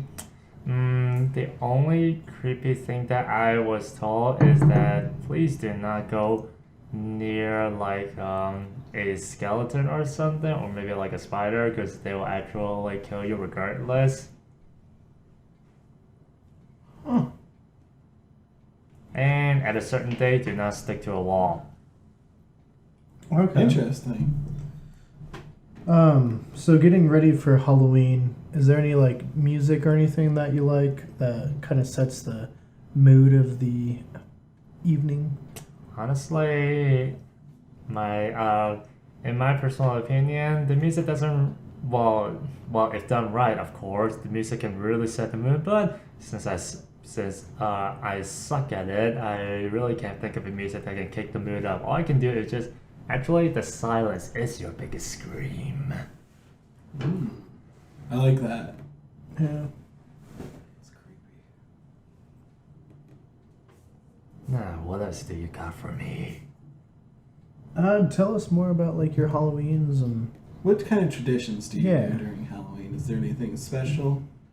Hmm. I know a lot of people like to go trick-or-treating, parties and things. Do podcasts and videos like we do. Yeah. Actually, no. And in fact, on my end, we actually set up our own haunted house. Ooh. Okay, so tell us a little bit more about that. Yeah. Well, not like someplace like the Ellis Garden where there's all events, since that we really don't have too many things to work with. So what we will do is, of course, we're gonna set up like just a few automatic things, Yeah. and then the rest will just have people dressing up, and then just pop out of absolutely nowhere, and then it's like a little mini maze out of all things. So it will not be just like in a really linear straight line. So it will just you go to the wrong side, then you're pretty much screwed because you pretty much have to go through pretty much the same thing over and over again. And according to my memory, it's not really all the exact same all the time. Very cool. That sounds interesting. Yeah, that's really interesting. Is there any movies or anything that you really enjoy around the Halloween season? No, because I never watched one. You've never watched one. Never watched a Halloween movie. Well, because of a certain person. Ah. Nodding in acceptance over there. Yes, we have everyone here. We're just filming one at a time. So is there anything else like your favorite Halloween moment or costume that you've done or anything like that you'd like to share? Well, actually, this little doll over here is back at my place. Actually, went to like a little amusement park, and I just actually saw that, and it's one of my favorite games. You just toss a balloon and it'll pop, and then I just happened to pop a big one, and then boom, I got it. Nice. That's cool. And then again, my favorite thing is just well, since like my cave just like kind of blends in with the dark so well, without any lights, of course. Like it just blends in so well, and if I don't make any unnecessarily noise, I can just creep up on top of them and then just jump out and scare. Yeah, just jump out. That was like Ah! like that. Well, I think this has been very insightful. Yeah, very enjoyable. And Maybe a now- little bit spooky on your A side. little bit spooky, I think. And now I'll faint. We have a new guest! Oh my goodness. They've come from the other side. So, who is our guest today? I am a Chinese queen Also known as the... from nowhere From nowhere. or from Stone Age, No. wherever you want me to be. Yeah, but some of these people might recognize you from our Las Vegas vlog. Yes! Alright, so this is Jessica, right? Hi, everybody. And today I bring my son in here. Say hi to everybody. Hi. Alright, so what is your Halloween traditions? Actually, because I've come from Chinese, from Hong Kong, so you know our traditional Halloween is kind of like it's a Chinese ghost festival. It's on January instead of October. Oh, okay. Mm-hmm. So a slightly different time. Yes, slightly different time. But we still have a lot of interesting things happen around that month. Tell us about them. Yeah. Anything spooky? Yeah, so on this month, it's kind of like everybody don't want to go out. Even though they go out, they don't want to be sticking close to the wall because they think that the ghost will grab you though.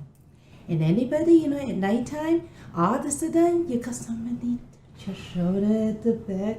Don't turn around because, you know, somebody will grab you to your spear or all kind of stuff. That's just our traditional. Ooh, I like that. That's cool. I like it. It's very creepy. Yes, and then we have some, you know, traditional. If like people die, you know, in the sea or wherever, they can't find your body, they will throw a watermelon in there, and then the body will go, and then you will find the dead body. Very interesting. I'm loving that. That's great. So, super cool tradition. yeah. No, that's really interesting, Jessica. Don't trust me though. Don't trust you though. Why? Don't trust you. Are you a ghost from the other side? I told you I'm from nowhere. Nowhere. From nowhere and everywhere. Out of time. They came from the depths of the void. So growing up, were you told any like spooky stories or anything like that that kind of creeped you out? Yes. Yes? You want to share any? Yeah. I have that 10 minutes ago. Now I forget it. I do have that 10 minutes ago. What did I want to say? I don't remember. Okay, just skip that question and you think I'll refresh my memory. We'll come back to it. We'll come back when you think of it. It's okay, we can cut that all out. Trying to think. So you said you didn't like, you told us ahead of time that you don't enjoy scary movies. No, because, you know, I'm afraid to see any birthday thing and anybody out to sit and scare me at the back. I will scream so loudly and then I will think, you know, everybody will die if I scream so loudly. Yeah, we have some, you know, when we were in Hong Kong, you know, and Halloween, usually everybody dress up like that and then we go to the bar and then have a drink like you guys, and then everybody just dress up like an emperor or whatever, and then we can go to the place like a Yiddish garden in here too, and then people, you know, have a lot of ghosts, and then we go to the haunted house, right? The ghost house, and that one is kind of like will freak you out of them. And I did one time, I still remember when I went there, I was so scared, but I want Ryan to go there, so you know, once I went in there, I kept on grabbing my sister. I'm sorry, Roger. I heard my sister say, let go of me, let go of me, I'm going to die. You know, you're choking my head, my neck, all the way. And then also, you know, when I was with Ryan, I always push him, you know, at the front, go, go, go. Even though they say that, it's going to have somebody pop up, it's going to have somebody pop up. I still scream, you know, so loudly. But my sister, you know, after that one, she said that she's not going to go with me anymore because he will die. She will die because I keep on grabbing her. Yeah, that is some of my experience. So, personally, have you had an experience with a spirit or anything like that? Yes. Yes? Yes. All right. You have a story to tell us about this? Yes, I have two. When I first came to U.S., I lived by myself. I still remember at nighttime, there's one time I sleep in like a sofa bed, and then all of a sudden, when I turn around, I really see kind of a nut next to me. She just like this. That's eerie. And I said, oh my God, I'm not going to move. Oh. And then I think it's just only 10 minutes. When I turn around again, she gone. That's the first time I think I've ever been in. It's true though. Oh yeah, I believe it. Yeah. Yeah, me too. Yeah, and then the second time I went to Japan. You know that Japan, there's lots of ghosts. They always say. And I still remember one time I stayed in the hotel, and then I woke up in the middle of the night. All of a sudden, I saw the corner. There's a girl ghost. I don't think she has any eyes, ears, or whatever. She have long hair, and then just stood there like that. That's creepy. Yeah. And I try to close I my don't know what I would do in that situation. Yeah, Probably just pee my close pants. my eyes. Don't say a word. I just like, go away, go away. I'm so afraid she will follow me to back to Hong Kong. Oh God. You said it was at a hotel? Yes, in Japan hotel. They do have a lot of those kind of things though. I mean, But that's what I've been through 2 times like that. I mean, it makes sense. I've had encounters in New York and Las Vegas with spirits. The Las Vegas one, I didn't actually know was a spirit till we reviewed our footage.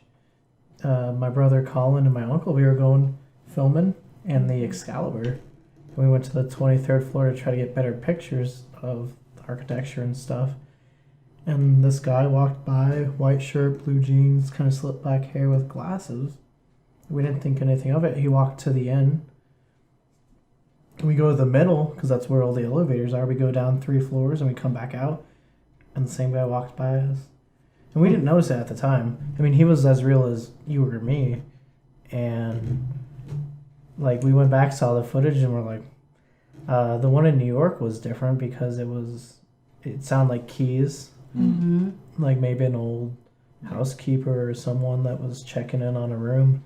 And my yaya, my brother, and me, we all woke up, and there was just a big bright light in the middle of the room. It was really weird. So yeah, maybe, I mean, hotels, you think, they have a lot of energy. I mean, they have a lot of people going through them. Right. And so right then, even if they don't die there, you spend a lot of time there. Some yeah. Something's to go there attached to and you. then leave the ghost in the hotel. Who knows? Yeah.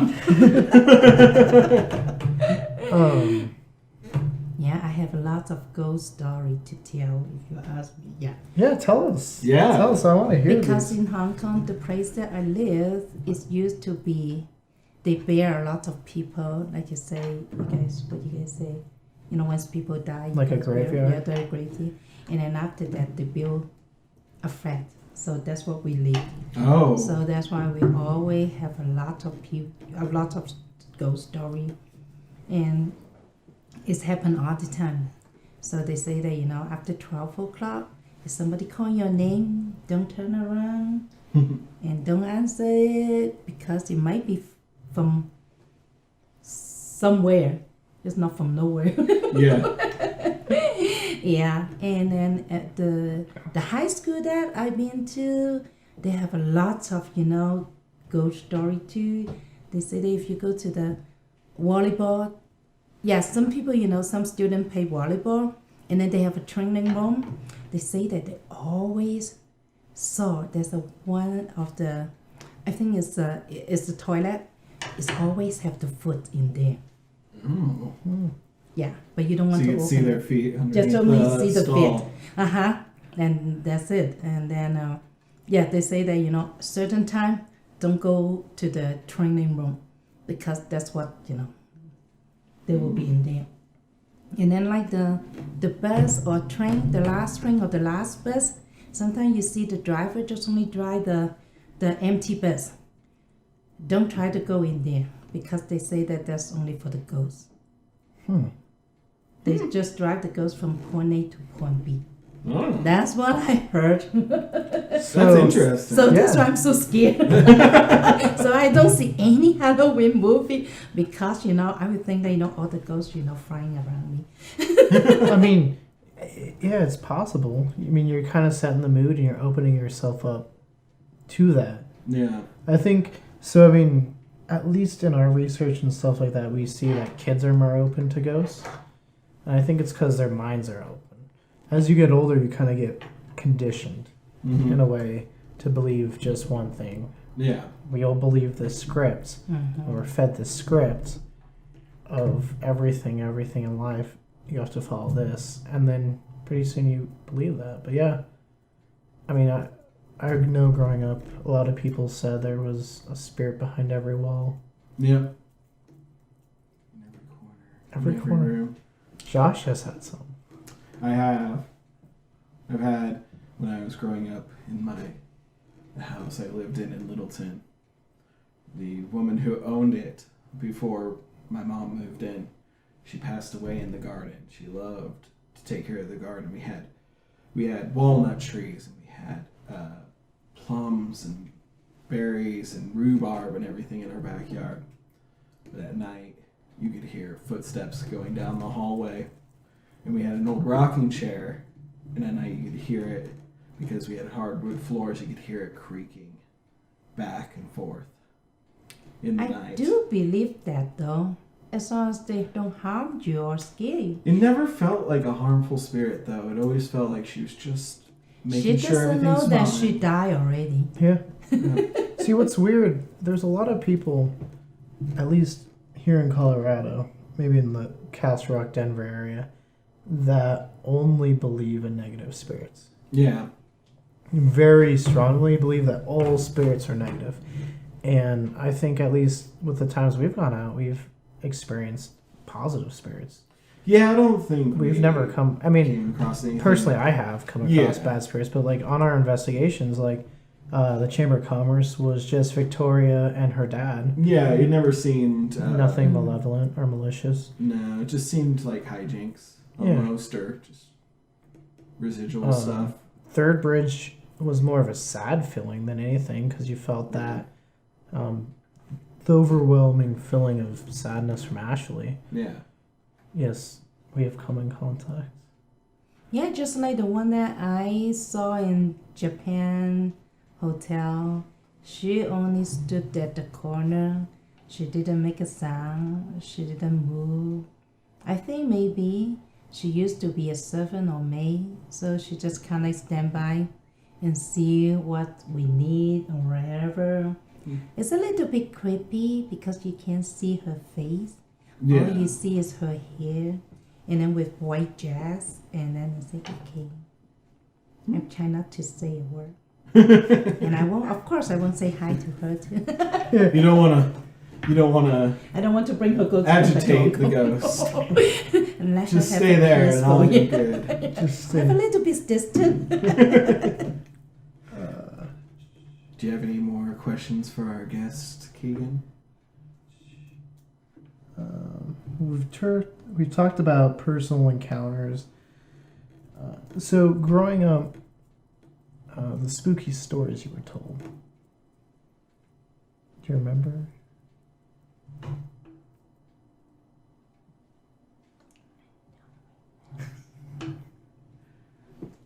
That's okay. You mean the story that, come from my parents? Or Yeah, so like stories before bed or stories that kind of spooked you out, or campfire. What we call campfire stories. Stories you tell and to scare each other. Yeah.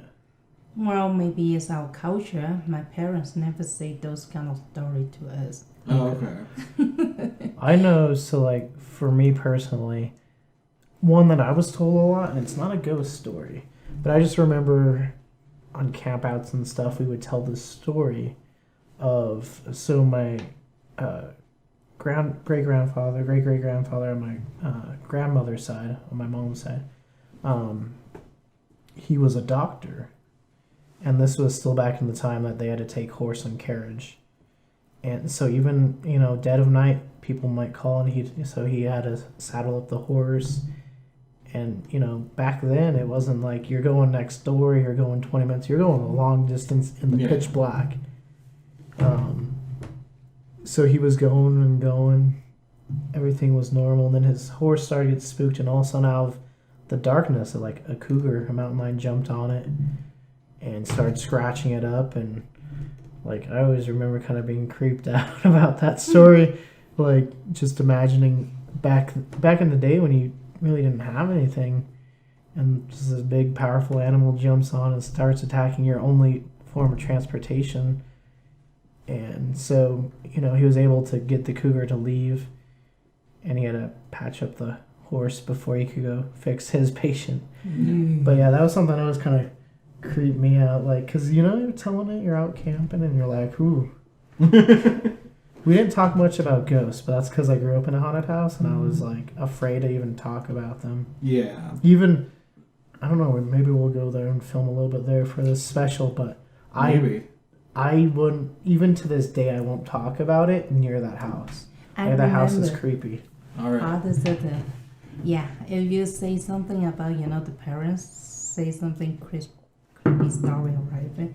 They say that when people die, after 7 days, their spirits will come back to visit their family. So when you guys all gathering around, all of a sudden, you see the window open, and then it's so windy, and then maybe have a butterfly, come in, or they have some sound. It's not normal sound, or all of a sudden the cat jump out.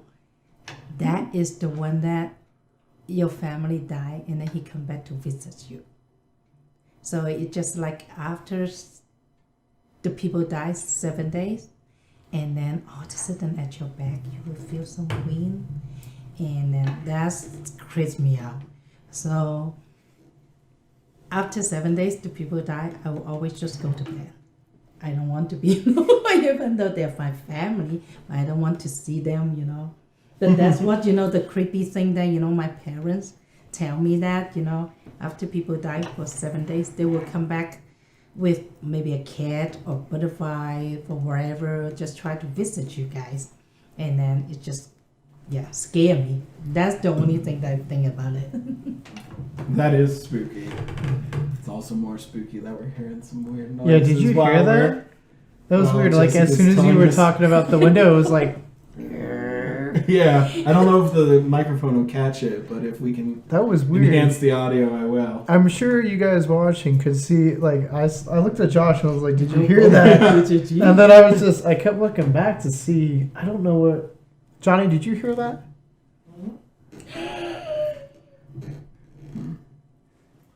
Well, I see? with that. Look at that. We are opening ourselves up. Can I hear that too? Opening us up to the spooks. The spooks. Just wait till, like, this is, like, more stories in. I feel like the more stories we get, the more we're opening ourselves up. Yeah. Which is fine. I feel like we're all able to... I think it could do with some spooky atmospheric sounds and maybe, a thing moving or two. The thing is, it's not going to hurt you as long as you don't let it hurt you. Yeah. You got power over it. Once you open yourself up, then, you're in trouble. Just think about that, maybe sometimes they don't know they're dead already. Mm-hmm. They just want to be friends with you, but they don't know that you will be scared the other people. We're just like human too. We can do something that scare the other people as well. Yeah, no, it's really refreshing to hear other people that believe in good spirits more than just like old spirits and ghosts you come into contact with are bad. I'm like, no, there's good spirits out there. Yeah, some people can be very negative when it comes to that. Especially here. Cripple Creek was cool because everyone was really open to good spirits. Yeah. But that's old mining towns, though, and a lot of empty caves, and a lot of collapsed mines, and old houses, old buildings, and everything. A lot of history. Rhyolite, something that's big in Castle Rock, something's big in these mining towns, I think is a conductor, and helps these spirits get energy. Maybe. Yeah. Honestly, this belief can be used in real life as well. Like, a lot of people think of certain things is all negative, and then while not knowing that they actually bring more good than harm. Mm-hmm. I can't really list an example, but I think everyone here can get what I mean. Yeah. Including the one that is watching this right now. I think so. Yeah. No, I think this has been really cool, really insightful, and we've learned some really cool stories, Jessica. I think that. How did you not tell me these before? I still have one more. Okay, tell us. It's in my apartment right now. What? Yeah. Yeah, when my bathroom, and then all of a sudden, I saw the wall have a guy, have a kind of... A face? A face? It's on the wall. Pop it up, and I tried to take a picture. I circle it, and then I send it to somebody else and say, "That's a man watching me, looking at me." And everybody say, "No." I say, "Yes, he's looking at me. He didn't do anything, but he's looking at me." So when I lay down, go to bed, when I opened my eyes, I saw a guy. It's only a little tiny little bit one, but it's still there. But Still? only me, yeah. It's only me see the guy. Yeah. It's still there. Once a while, it's not, I don't see him every single day. But once a while, I think when I'm not happy or feel down, then I will saw a man on the wall. Maybe he's just trying to comfort you. It's still there. Maybe. Right today. Well, like I say, he's not showing up every single day. But next time when you come to my apartment, I will show it to you. See whether maybe I'm the only one Me seeing and it Sam or- spent like a whole day there. Hey, you never come to my my room. No, I didn't come to just stayed in the living room there. Yeah. No. Oh, I'm sorry. It's mean my bedroom. I would have come over there and looked. Yeah. It's just like I seeing this wall and then the guy, the man. I still know that he's wearing a hat, and then he's kind of not facing me directly, like facing me like this way. It's true, but I don't know. Everybody just say that. That's my imagination. Oh no, I believe it. My dad has had experience, and my uncle, in one of his houses that he was at. I remember he told me a lot of people would see faces on the walls. Mm-hmm. Oh, I never heard of those though. Yeah, that house was weird. It might be one of the few places that are as active as But Mel's it's house. really real though. Oh yeah. It's really real. I just say, what? There's a man, and then I just on the wall. That's creepy. That is, yeah. That is super creepy. I don't know what I'm more creeped out about. Like, I'm not creeped out. I'm just like interested in seeing if we caught that. Right? That was weird. That was weird. Because it was like as soon as you talked about the window opening, then you heard something back there. Hey, That's this what is I Halloween. found. This is about our It's about the spooky, and The spooky scary atmosphere. and the unknown. It catches you off guard, and you're just like, oh yeah, stuff happens. Now I scare everybody. Hopefully, when I open the door, it won't have a wind come to me. Right. I was scared to death. That was weird. All right, so Am I with that? yeah, thank you Thank for you for joining us. Thank you Now we'll for send you having back me. to where you came from. To nowhere, somewhere, wherever. Nice. Wait a minute. Not Mike. You're not Mike. I'm not Mike. Not Mike. Who are you, handsome gentlemen? Oh, I'm Josh. Nice to meet you. It's good to meet you. It's good to meet you. Keegan. Oh, I feel like I'm smashing an Oreo of sexiness. How you guys doing? I'm doing good. So where'd you come from looking so formal? I don't know. I just kind of appeared here, red tie, black shirt, probably work or something to do with the devil. I don't know. Interesting. Interesting. Well, we're doing a Halloween special, and for those of you watching, if you watch Culz Paranormal, you will know Mr. Preston. from our Garden of the Gods video, which was fun. Very fun. Very fun. So outside of that, what are some of your interests in life? Outside of hanging out at Garden of the Gods with you Yeah. guys? Oh. Work a lot, play guitar, go to the gym a lot. I like outside hiking around. But yeah, horror movies. Huge fan, especially this time of year. Yeah, It's right. good stuff. Make knives. Make knives. It's What good are your stuff. favorite horror movies during this time of the year? This time of the year? Friday the 13th is definitely better than Nightmare on Elm Street. Definitely better. I know most people would agree with me. So it's good. It's good. The Saw movies were pretty good, but I would say that the Friday the 13th are very good, as well as I definitely like a good thriller. So Silence of the Lambs is excellent. Okay. Psycho's a classic that I feel like I have to watch just over each year just to kind of appreciate it. But it kind of depends. There's certain movies. I prefer to read books also this time of year and see where movies come from. Frankenstein was a huge classic that I think sparked the start of many different horror ideas. Just the idea of bringing someone back from the dead obviously sounds great. You have a reflection of that in Stephen King's Pet Sematary. The movies were terrible, but the new one comes out. Looks like it could be pretty good. Yeah, I'm kind of interested in that one. It looks... they do it like they did the new It, I think that would be a good direction to go with. Absolutely. If they hang on to it and really do a good time of especially since they're like making the Stephen King universe. Yeah. The Dark Tower kind of touched on that in bits. But... Well, they have Castle Rock, which is kind of like the Stephen King world. And that's where we're based out of. Castle Rock. Yeah, it's but not Castle Hulu. Rock. No. Hulu show. Yeah. Yes. Yes. So, outside of Frankenstein, what are some other of your horror reading interests? All right, so a lot of my classics would consist like of the must-read classics. There's 3. You've got Frankenstein, Dracula, and Picture of Dorian Gray. Those are the 3 that I would say that if you want to understand how modern horror is reflected over time, those are the 3 books to read. Now, Jekyll and Hyde was good, but I think the Picture of Dorian Gray was literally just like Jekyll and Hyde was a reflection of a different version of Dorian Gray. Okay. I think some people would probably disagree with me, but Jekyll and Hyde, don't get me wrong, was great, but the idea was already there with Dorian Gray.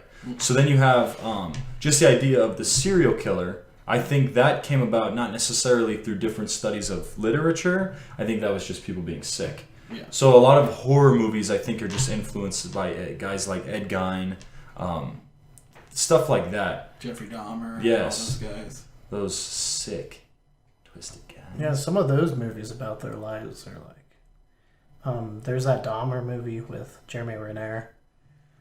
And he seems so like calm, collected when he's working. And he's just like murdering and pouring acid. Oh, nice. Yeah. Nice. Pouring acid into people's heads to control them. And the cops gave him back his victim. And warm water. Yeah, he drilled a hole into the side of a guy's head and poured warm water in there, thinking that it would... Make him pee himself? No, like... Oh, my bad, different connection. But it would, like, allow him to, like, dull his senses enough to be able to control him mentally. Interesting. I don't know why. Did it work? No. Oh, okay. Don't do this. I think it just did a horrible thing to a young black kid. A young black kid. Yeah. Race is important, guys. Yeah. Maybe it works on whites. Do try it at home? I don't know. Can't tell. What universe do you come from? The dark universe. Oh no. Twisted, bro. Twisted. Means you're gonna be canceled after one movie if you come from the dark universe. Like Tom Cruise will never get a sequel. Oh, which is terrible because they ruined Sophia Boutella. Yeah. I thought she did great as the Mummy, but the movie overall sucked. They always do. None of the mummies were good. Sorry. But she's a great actress. It's terrible that she was weighed down by that. You know. All right. So anyway, sort of like outside of music or not music, movies, books. Is there any music that kind of set the stage for Halloween for you?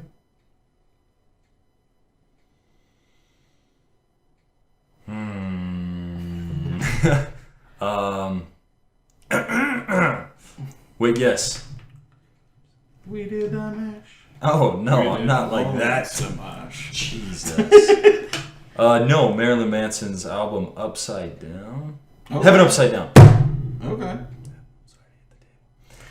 Yes, Marilyn Manson's, but I listen to it year round, so there's really not like a music that I would necessarily listen to get me in the mood for Halloween.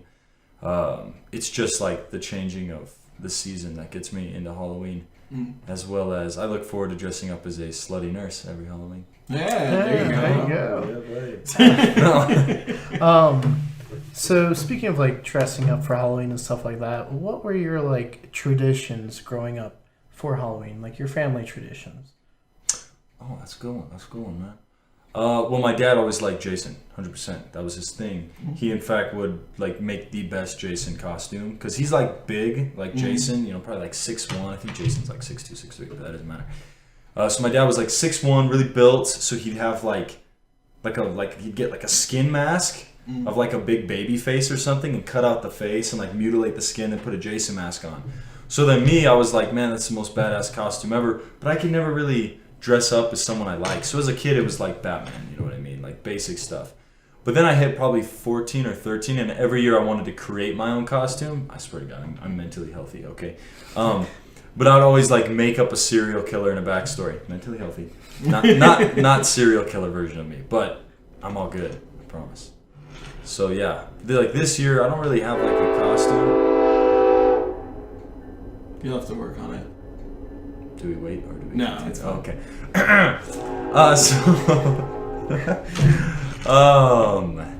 have to work on a costume. Yes, I have to work on a costume, but I already made one. Oh, okay. So I don't have to work on a costume. Oh, perfect. It's a mask that I've got, like a skull mask with just eyes and no mouth and just 2 nostrils.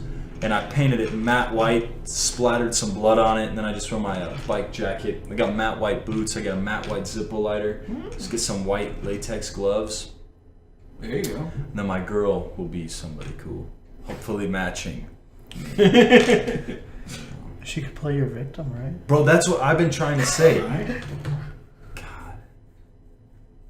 So, growing up, did your family tell you any like spooky stories? Was there any like stories handed down to throughout your family about not just like ghosts or anything like that, but like animals or something scary? Werewolves. Bigfoot, because you can't actually see him. He's just like blurry in real life. That's true. No, not really. There was nothing that was like handed down to me. I've had stuff happen, but nothing was ever handed down to me. But I also come from a religious family, minus my dad. My dad's not religious, but I come from a religious family, so I think that it was kind of tough to like have any sort of stories like that. Nothing really crazy ever happened to my family. So no, not particularly. No, that's all right. But you said stuff's happened to you. What do you mean? Like spooky stuff. Spooky stuff. What kind of spooky stuff? You gotta give us the good details. Like it's Halloween. Scare some of these kids. Some of these kids. Or adults. Whoever's watching this. Yeah. I thought this was mature rated. Grannies. Bro, I like cuss twice. If you're a kid, you shouldn't be watching this. People in old. But I ain't your mom, so it's cool. All right, well, this is hard. You know, everybody's had those experiences where you're like, I don't know if it was real, I don't know if it was fake. You know what I mean? Like, you hear a door close and you're like, oh, it's just the wind. But then part of you deep down, because of the horror culture that's been ingrained into you, you're like, oh, someone's in the house, or it's a ghost. Mm-hmm. It's not a ghost, man. Your door closed. But our first thought is always like, oh, it's a ghost. You know what I mean? Like, that's what everybody thinks. It's just ingrained in you, even though, like, you never really believe it. So for me, very cynical, usually. Though I am religious, yes, I do believe in these different kind of spirits and whatnots. You guys summoned me out of the air, so, like, I have to believe in that stuff. Like, I'm not even phased right now. Like, it's just a Tuesday. It's just a Tuesday. A Wednesday. It's a Sunday. What the hell? It's a Wednesday. Well, I don't know. They summoned me out of the past, bro. We're so shit, dude. What if my car's on the freeway right now and you guys like sucked me out of it? We'll put you back. Dicks. We'll put you back. Hopefully after they hit your car. Dude, I need to total my car. I need the insurance money. Anyways, so like one story I got, right? So I'm in Kansas City one time with my family. The only person home was my dad. Now at this time, this was like a couple years ago, my dad had been like ordering some stuff, high value stuff, not drugs, high value stuff. And the packages have been coming to the house frequently through UPS, and they're labeled, because they're labeled, so you know what they are, for the postman, so he doesn't like eat them. They're not drugs. Deliver into the house, and so they're very expensive. So it had been going on for probably a month. Like every day there was one or two of these packages. Ammunition. Lots of it. So over time it was building up. And me and my family, we go to Kansas City for our little trip. And we're hanging out, and they're an hour ahead of us. Right? Hour ahead? Hour behind? Something like that. Hour ahead, I think. So it was like 11 o'clock in Kansas City, 10 o'clock here in Colorado. And I I get a call from my friends, and I had told my friends that they were free to like airsoft and paintball, whichever they preferred, on my land, as long as they told my dad that they were going to come over, because my dad said he was going to stay home because he's got a job that's demanding. So I was like, yeah, guys, you just hang out. You can go by my house because I got 5 acres. You guys paintball, airsoft, do whatever the hell you want. Just make sure you tell my dad so he didn't shoot you or something. Yeah. Solid. Don't want to get killed. So they call me and my mom at like 11 o'clock our Kansas City time, 10 here. And it was not my friends who called, but their mom. And the mom says, hey, I know you guys are out of town right now, but my boys were just at your house and it got dark, so they were walking through your land to come back home, and they saw the lights in your house like start to turn on and stuff. So they just wanted to let you know.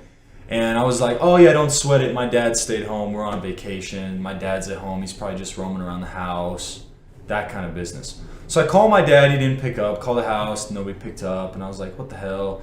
So I kind of let it be for like 10 minutes. I'm like, I'll call back in a sec. So then I call back again. I'm like, my dad picked up. I said, hey Dad, my friends were just airsofting and paintballing at the place. I just want to let you know so like you didn't freak out, because they said that they were like looking inside.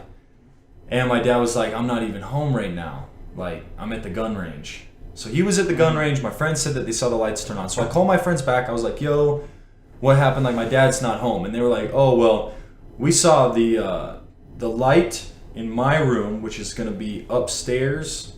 It was upstairs and like to the back corner. They saw that light turn on and then off. Then they saw the light in the hallway turn on and off. Light in the kitchen on, off. Then the light in the office turned on and turned off. Like, this was not like chink, chink, chink, chink. It wasn't like that. It was like on for like a couple minutes, then off and on. And this was like, they were like kind of weirded out because they thought that all of us were gone. They weren't sure if my dad had stayed because they didn't see anybody through the windows. And they had said that they went up to the window and they were looking inside. And they were like, they didn't see anybody, anything like that. So obviously my dad was like, well, frick. So he grabbed it. He had the guns, which was very fortunate. So he's like, crap, somebody's in the house, right? Obviously. So he comes tearing back home. He calls the cops, and the cops got there first. Then he got there, and they went inside and cleared the house. All the doors were locked, windows were locked, everything was good. And there was like boxes upon boxes of ammunition on the counter. So if someone had broken into the house, they would have landed like big. You know what I mean? Like, it was quite a bit. It was quite the stash of bullets. Yeah. So that was brutal, and then my dad was like, oh, your friends are just idiots. And I was like, I don't know, because it was dark. It was like this time of year, so it got dark quick, and to this day, we really don't know whatever happened. It was just kind of freaky. But my dad does have tons of different books that were written by, like, all sorts of unknowns. He's got one book that's like a field guide to all the different demons and stuff, and there is no author to it. There is no author to it. Just stuff like that, real creepy stuff. A lot of the books have been signed. Kind of freaky, but they're cool. But that one is like something that's never been solved. You know what I mean? Yeah. Kind of creepy. Wow. That's pretty creepy. Yeah. But it's something just strolling through the house. I don't know what it was, dude. It's freaky. Unless my cat learned how to turn on lights. But they're the lights where you have to push them in.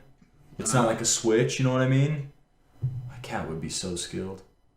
But they got night vision, so who cares? Yeah, they don't need the lights on. So, might have been a ghost, might have been my friends being stupid, but I only have one story where I am 150% sure that something did happen. I don't know what. Something did happen. Okay. Cue the story. Cue the story. Cue the story. Okay. So I'm Catholic, right? And this was when I still worked at King Soopers. So, 2 years ago about? Oh, Jesus, long time ago. Maybe 2.5. I don't know. Long time ago. And it was around Easter time. And it had been snowing those past few weeks. Very cold, and I didn't have a car at this time. So I would walk, obviously, from King Soopers back home. And the walk consisted of, you got King Soopers over by just all those like main roads and stuff. And then you got the winding neighborhood road. But there was a back way that I could go where it would cut through like some neighborhood streets, and then it was just a field. And then you cut through the field next to the highway down to the road that would lead to my house. And the field was, I would probably say, only like 150 yards, like nothing crazy. Yeah. So it was around Easter time, and because I was working, I missed a lot of the different Easter. It's called the Triduum, and the Triduum is a bunch of different masses that you go to that all comprise like what you're supposed to do right before Easter. Really, like it's like a very traditional sacramental thing. It's really pretty, you know. It's definitely part of the Catholic Church. Yeah. And I had been working so much, and I didn't care to take the days off, so I had missed every single day of the Triduum, and it was like the day or two before Easter. I think it was a Thursday. Or a Friday, so I don't remember, but you know, I had worked and it was very late. I was getting off around 11, so I was taking off and I had made it down to the field, and the whole time listening to music, and I'm just thinking to myself, like, I was kind of stressed out about not going to church, and I started to find myself, I'm like, who even cares about church? Like, there isn't even a God, probably, you know what I mean? Those thoughts everybody gets. So I was like, yeah, there's no God, like, screw that. And the whole time, okay. The whole time I'm walking, I'm thinking about, I'm just thinking like, man, I just feel weird. You know what I mean? Just, I've been like so rooted with this feeling that there is a God. So to think otherwise, like I can't prove that there's a God or not, but thinking something contrary to what was really built into your soul will always kind of make you feel creeped out. Yeah. Just how if you sit in like in a dark room and you think about that, there might be a demon behind you. You can kind of give yourself the chills. Oh yeah. So I was just sitting there walking home. It's darker than all hell. There's like, maybe it was a crescent moon. So it was very light lighting. And I was thinking to myself, man, this really is weird. Like, just really kind of not having a good time of it. So I hit the field. I'm walking down the field. And I started to feel like there was something definitely following me. And I mean, you're walking home alone through the dark late at night. You know, you kind of give yourself the heebie-jeebies. So I'm walking. I'm like, man, there's something freaking behind me. And I was like, well, definitely don't look, because then I'll get even heebie-jeebie more. And I'm like, okay, all I'm going to do is I'm just going to take my earbuds out so that if there is something, I'll hear it. So I took my music out, put it in my shirt, you know, with the little bing, bing earbud thing. And I'm walking, and I'm like, man, I don't hear nothing. I don't want to look. And I was like, fuck it. So I'm halfway through the field. I turn around to look, and I don't see anything. And I was like, all right, I'm cool. I'm all good. And I walk, and I get to the bottom of the field, and I hit the asphalt. And this last road, no street lamps or anything, because everybody's on 5 acres. So I just hit this last strip of road, and it's probably 200 yards. It's just asphalt. So I'm walking on the asphalt, and then I really feel like someone's watching me to my right. And so I was like, so I turn, and there's just a bunch of deer, like up on this hill staring at me. And I was like, God, I feel like an idiot. I was like, of course there's somebody watching me. It's some dumb deer. So I'm chilling there, and I'm looking at the deer, and I'm walking, and they're just looking at me. And I noticed that they were actually looking behind me, because as I was walking further, they never turned to look at me. They were still facing like behind me. And then they all took off running, because I was walking this way, and then they were facing back behind me, and then they all like freaked out and turned and shot down the road in front of me. And I was like, yep, there's definitely something behind me. So I started hauling ass like as fast as I fucking could down this road. Just like, I'm not even going to look. There's like, what spooked the deer? It wasn't me. And so I thought maybe it was a dog, but a dog would have made noise. So I didn't even know what to think. So I haul ass, hit the cul-de-sac, tear up my driveway. I'm just running like mad, opening the garage door, and I'm looking down the driveway. And I'm just staring down it. And my driveway's got 2 like lights, you know? Just like little street lights. And I'm just looking down the driveway into the cul-de-sac. And the cul-de-sac's huge. So it was just these 2 lights and just blackness. And I'm just waiting for the garage to open, like, please, something. I was afraid, like, a big-ass dog was going to try to, like, run up through the lights towards me. And I find the garage door open. I shot inside, closed the garage door, opened the door, went in, locked the door. I was like, holy crap. Like, heebie-jeebie to the max. And so at this time, it's like 11:30, because it took me a little bit to walk home. And I just go upstairs, and everybody's asleep. Now, it's, like I said, around Easter, so it was cold. It had been snowing. It was really, really cold in my room, because, like, I was right on the corner. Of the house, right above my dad's office, and the office was right above the theater. Funny story, like I said, in the office were all those creepy books, and then in the theater we'd always watch horror movies, and then up in my room I'd always have creepy books too. So back to the original story, the 3 lights that turned on were like stacked like that. Kind of weird. That might not mean anything, but it's kind of funny. It's symbolic. Yeah. So anyways, I'm in my room. It's freezing cold, and I'm like, well, I can't turn on the heat because the heat's loud. I'll wake everybody up. I don't want to be a jerk. Yeah. So me being me, I grabbed some of those little tea candles, you know, those little circles, and I lit a couple of them on my desk. And I'm sitting there, I got my hands, and I'm like, all right, I made it home, I'm cool. But I couldn't shake the feeling, because I had been doubting like the existence of God the entire way home, and something about that didn't sit right with me. So I'm just sitting there, and I'm like, all right, I just got to shower. So I take one of the candles, blew it out. I remember this so well because like I was so heebie-jeebied out that my senses were like 100% there. Yeah. You know what I mean? I was like observing everything. So I took the little candle into the bathroom with me, and I've got my counter, sink, counter goes, and then there's a wall, and then I got my shower to the left, right? So you got the sink right here, and I put the candle to the left of the sink, and I lit it. And it sat there burning. Turned on the water, and then I shaved, brushed my teeth, that kind of business. Left the candle burning the entire time. Because it was a brand new one. Brand new little tea candle. Yeah. And then I took my phone, and if you look, phone's got speakers like right here, right? Oh. So if you want to enhance the sound, you put the speakers up against the wall or something, right? Everybody does that if you play your phone, right? Like that just makes sense. It goes off the wall. Right, so it bounces off the wall. It's so much louder, especially with the shower running. So I put my phone up against the wall, turn on the music. I was like, I can actually hear it. Duh. Like this is just something I do every night if I listen to music when I shower. And I put the screen facing up because my phone is waterproof. This isn't the phone I had, but it's still an iPhone. My phone, I'd just be brushing my teeth, and if I want to change a song, just pinky, whatever. Mm-hmm. You know what I mean? So I put the screen face up so I could change the song. So I'm chilling there, I'm changing my music, got it light up, and I'm like, all right, time to get in the shower. So my hands are wet from everything, from shaving and shit, so I wasn't, I'm not going to touch anything. So I just blew the candle out, jumped in the shower. That's it, just in that order, blew it out because it was starting to get steamy, just blew it out, jumped in the shower. And I was sitting there, and sometimes I'd hear my drawers open. Uh-huh. And I didn't know if it was my sister in the next room, but no one was awake. But I'd hear it all the time, a drawer open. You look and the drawer's closed, and it's like, heebie-jeebies, So I'd be hearing the drawers open, and I'm like just listening to the music. Like I was just so psyched out. And I'm sitting there, finally I open the curtain, and I get out, and I took one step out of the shower, and I looked up, and my freaking blood just ran cold. My goosebumps hit, and I was looking, and the candle wasn't sitting on there anymore. And instead, my phone was, like this is the wall, my phone had been facing like speaker to it, and now my phone was facing parallel to the wall, and the candle was turned upside down on top of my phone. What? And so I sat there staring at it, and I knew in my head that it was not me. Shit will happen, and you're like, I probably just left the shower curtain open. You know what I mean? Or I don't know, the wind blew the door closed. You always have that doubt. This time, I had zero doubt. There's no fucking way I did that. Because why would I turn the candle upside down? And I had left it burning that the whole time, that the wax would have just spilled fucking everywhere. Yeah. So it wouldn't have made sense. And the other thing is I realized that while I was showering that I couldn't hear the music anymore, but I thought maybe the song had ended. But the thing is that I couldn't hear it because it wasn't against the wall no more. So I got it, and it just sat there playing music. The candle was fucking turned over on it, and I just sat there staring at it.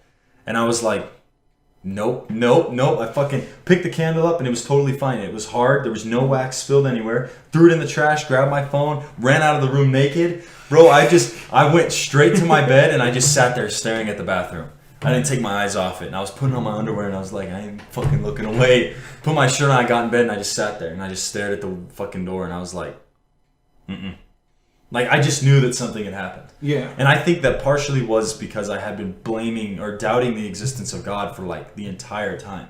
And I think that I really had kind of lost it. And this was kind of like a wake-up call. Not necessarily to, yes, there's a God. But, like, there is something other than just me out there. Yeah. You know? So that's the only story I have that's, like, 1,000% bona fide scared the shit out of me. Nice. You know what I mean? The first one with the lights, it's like, I guess maybe there could have been a power surge or something. Or whatever. Like, there's been times where I would run my water, I'd leave and come back, and the water's spraying everywhere because I left the curtain open. And I'm like, why the hell would I do that? And I'm like, well, shit happens. I was in a hurry to grab a towel. You know what I mean? But this here didn't make any sense to me, not even, like, in the absolute slightest degree. So that's the only story I've got that, like, 100%. Good. That's a good story. Yeah. Thank you. So yeah, that shit scared me. Yeah. I mean, I can imagine you're just getting out. You're like not expecting it. When I was kind of like cool, I was like, all right, and then I see it. Calm down, yeah. Yeah, I see it, and I was like, No, I'm not cool anymore. not cool anymore at all. But I knew that I deserved it because I had been sitting there doubting God. Not like God punishes you, but I was like, wake up call. Yeah. I'm like, okay, I'll go to church tomorrow. You know. Well, I think this was a great interview. Well, thank Yeah. With you. Thank you for joining us. Of course. Even though we pulled you off the highway I hope not. in the middle of. Yeah, I mean, it's. We do apologize for like the very short notice here. That's fine. That's fine. I don't even really know. This is better than being stuck in traffic, I guess. Yeah. Yeah, by the time you get back, it's got to be gone, right? I hope so. Or the car and everyone else. Jesus Christ. 40 car pileup. Right. No driver. No driver. There was no driver in the vehicle. It was like that scene from Avengers. Oh my god, from the new one? Yeah, where Nice. like Sam Jackson's driving and the truck goes spinning out of control, hits a bunch of people, but there's no one in it. What the fuck? Oh, yeah. Because it's like a remote controlled car that they use for stunts and stuff. So, like, when you slow it down, you look and there's no one actually driving the vehicle. That's dope. Yeah. I want one of those. All right, shall we send him back? Let's send him back to where Thank he you, was. Preston. Sounds Send good. you back. Willy Wonka and Chocolate Factory.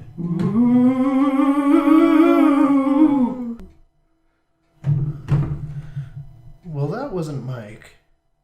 That was definitely weird, but that was a good ghost story, nonetheless.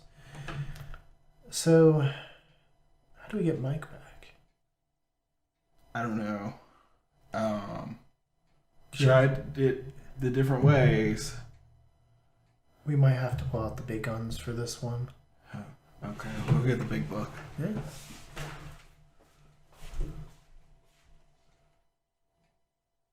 Speaking of books, you can check out Possessions, Ghosts, and Guardians Angels. Oh, look. And Josh is back. I'm back with the Necronomicon. All right. All right. Let's see if we can get some Friday the 13th up in here. Okay, here it is. So, you do the hand wave. Okay. Okay. You do the sound. Ooh, okay. Are we doing it too fast? Should we try a different, like, tone, possibly? Like,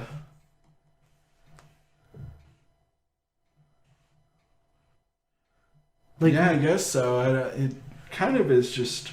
We've tried ooh. What about ooh? Like little pitch movements in there, you know? Yeah, we can give it a shot. All right, let's give it a shot. All right. Ooh.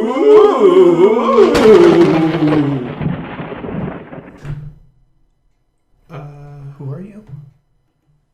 Yeah, who are you? Because you're not Mike. We were looking No, at but Mike. you summoned me. What did you read? I read the passage to bring the people What did back. the passage say? Ooh. Yeah, you guys suck at magic. Do you know where Mike is? Have you seen him? No, but I know where he is. Yes, but you're doing it wrong. I'm doing it wrong. You both are doing it incredibly wrong. I watched a very informative YouTube tutorial. And what we see on YouTube is the truth. Okay, well, anyhow, you're doing it wrong. And I can bring Mike back, but what do I get out of it? You interrupted me during dinner and everything. Do you like Halloween? Because we're doing love Halloween. Halloween is my life. Do you want to be interviewed on our Halloween special? I guess that's good enough. All right. Well, my name's Keegan. What is... Oh, I'm Witchy Boy Pop. I'm Josh. Nice to meet you. You guys need to quit summoning shit. You have no idea how to do it. I think it's been going fine so far. Yeah, we've only summoned a few strange things. Our reality is bending. Yeah, I've noticed. You guys need to quit doing that shit. Or you undo all the realities. So, Halloween, what does this mean to you? Halloween is the perfect time of year It's where everybody gets to just relax and start going into more of like a internal mode, basically. And, you know, it's all about being in the house, in the home, and kind of just celebrating family and life, and kind of what that, you know, what that does season wise. It just kind of brings that on. I totally agree. Yeah. So, where you're from, what are your Halloween traditions? Well, I love horror movies. I've loved horror movies since I was very little. And Nightmare on Elm Street is my favorite movie series. And, I mean, it's... my family, it was always about doing stuff together. And so, even if it wasn't Halloween... especially like on USA Network, there was always like the Friday the 13th marathons, and they'd always play the Jason movies. And me and my sisters, one of my sisters anyhow, we would sit down and we'd just watch them, and we'd make popcorn and ramen noodles and chill out and have a good time and just stay up until like 2 o'clock in the morning. So it's good stuff. Sounds like a good time. Yeah, always. And they always played, you know, the Child's Play movies and all that stuff. So I absolutely love Halloween. And where I come from in Kansas, small little town in Kansas, around this time of year, there is a celebration called Arkalala. And it is this basically a traveling carnival between Kansas, Arkansas, and Oklahoma. And but during that time of the year, they'd come around, and we always had a big Halloween parade, and people would dress up. And one year I had watched Nightmare on Elm Street, and somebody dressed up as Freddy Krueger and scared the living shit out of me. I was like 5 years old. And it'd just be this nighttime festival, basically, and it'd be a big parade, and they'd throw candy, and they did a costume contest every year, and it was just a lot of fun. And then you get to go on the rides, and you get to have all the carnival food and hang out and watch horror movies and stuff. So Halloween's a big part of my life. Okay. Sounds like it. Sounds like a lot of fun, though. The whole carnival, the whole festivities. The festivities and the spirit. Yeah, definitely had it in just small town America, and now it doesn't seem like, especially in this reality, it doesn't seem like it's a big deal anymore. Yeah, we were talking about that with Mike before we sent him away. We lost him. Yeah. That, you know. Yeah. Halloween's not quite what it used to be. Right. Yeah, in such a short time frame. Yeah. 10, 15 years, it's just like disappeared. And I think it's kind of the community now. People, there's no sense of community, and you know, and now there's kind of like an embracing of different traditions, like the trunk or treats, and the, you know, now it's never on Halloween specifically. It's usually like the weekend before, and it's always during the daytime. And I get kind of the safety precautions of it. It's just, but it definitely loses some of the spirit when you can't just let your kids out of your sight for a couple of hours so that they can go and do kid shit. Yeah. And you know, and all the costumes are very mundane, and when people go out of their way to make really creative costumes, it's kind of like looked down upon a little bit, except for like a small sect of people that, you know, appreciate it. Yeah. So, but yeah, and then just having all these different traditions that different cultures celebrate. Mm-hmm. I mean, there's the Day of the Dead, which doesn't really have a lot to do with Halloween, but definitely kind of gets intertwined with it. But that's a very interesting celebration in and of itself. And then there's like the spiritual side to it, especially through Wicca and all sorts of stuff. So that's why I love Halloween, because it's multicultural and it's just really cool. And I think it's something that we really kind of need to embrace again. Yeah, I think we really need to get back to just enjoying the holiday. Yeah, enjoying any holiday really. Yeah. It seems like a lot of holidays too now are just shopping. Yeah. That's what people do. I could see in the future the holiday is everyone just goes to the grocery store and shops, and that's the holiday. Yeah. That's just consumerism and capitalism for sure. That's just kind of the vibe, and that's why I think some of it gets lost, and but that's why I think, because our generation is growing up and now we kind of have the power and the resources to see the things that we want to, which is why I think horror movies are kind of having a comeback. Yeah. I mean, It came out, and that was a fantastic film, and then Halloween just came out, and that was such a fun movie. And the Conjuring movies are doing really well. movies are doing really good. I will say The Nun was not that good. It was not as good as the other It was ones. well made, but it was definitely super over the top in areas. It didn't feel like the other ones. It felt more like Hollywoodized. a Hollywood just horror film. Yeah. There was aspects where you're like, okay, I can see this being a true story, even though none of it is. It's like a remake of a B Hollywood or a B horror movie. Yeah, done exactly. Hollywood style. They're like throw a lot more stuff at it. And Yeah, there's aspects you're like, no. Yeah. You fell in a grave and then it perfectly plants Buried and you, everything. Yeah. Your name's on a gravestone for who? Yeah. Yeah, exactly. It's like specifically for the audience. And then there were things that were being built up that just didn't really land, and I felt that they focused on the wrong things. But then, and then there's like The Witch and Hereditary and, a lot of other movies. Winchester. Yeah, I haven't seen that one. I've heard only terrible things Yeah. about that movie. What? Hunting in Connecticut was sort of a big one. I didn't think it was very good, but it was sort of big. Is that that one where the kid gets possessed? Yeah, it's based off one of the Warrens' investigations. Oh, okay. Amityville Horror has obviously been told multiple times. Yes. Yeah. And Annabelle, and like they got a couple of upcoming remakes that they're doing.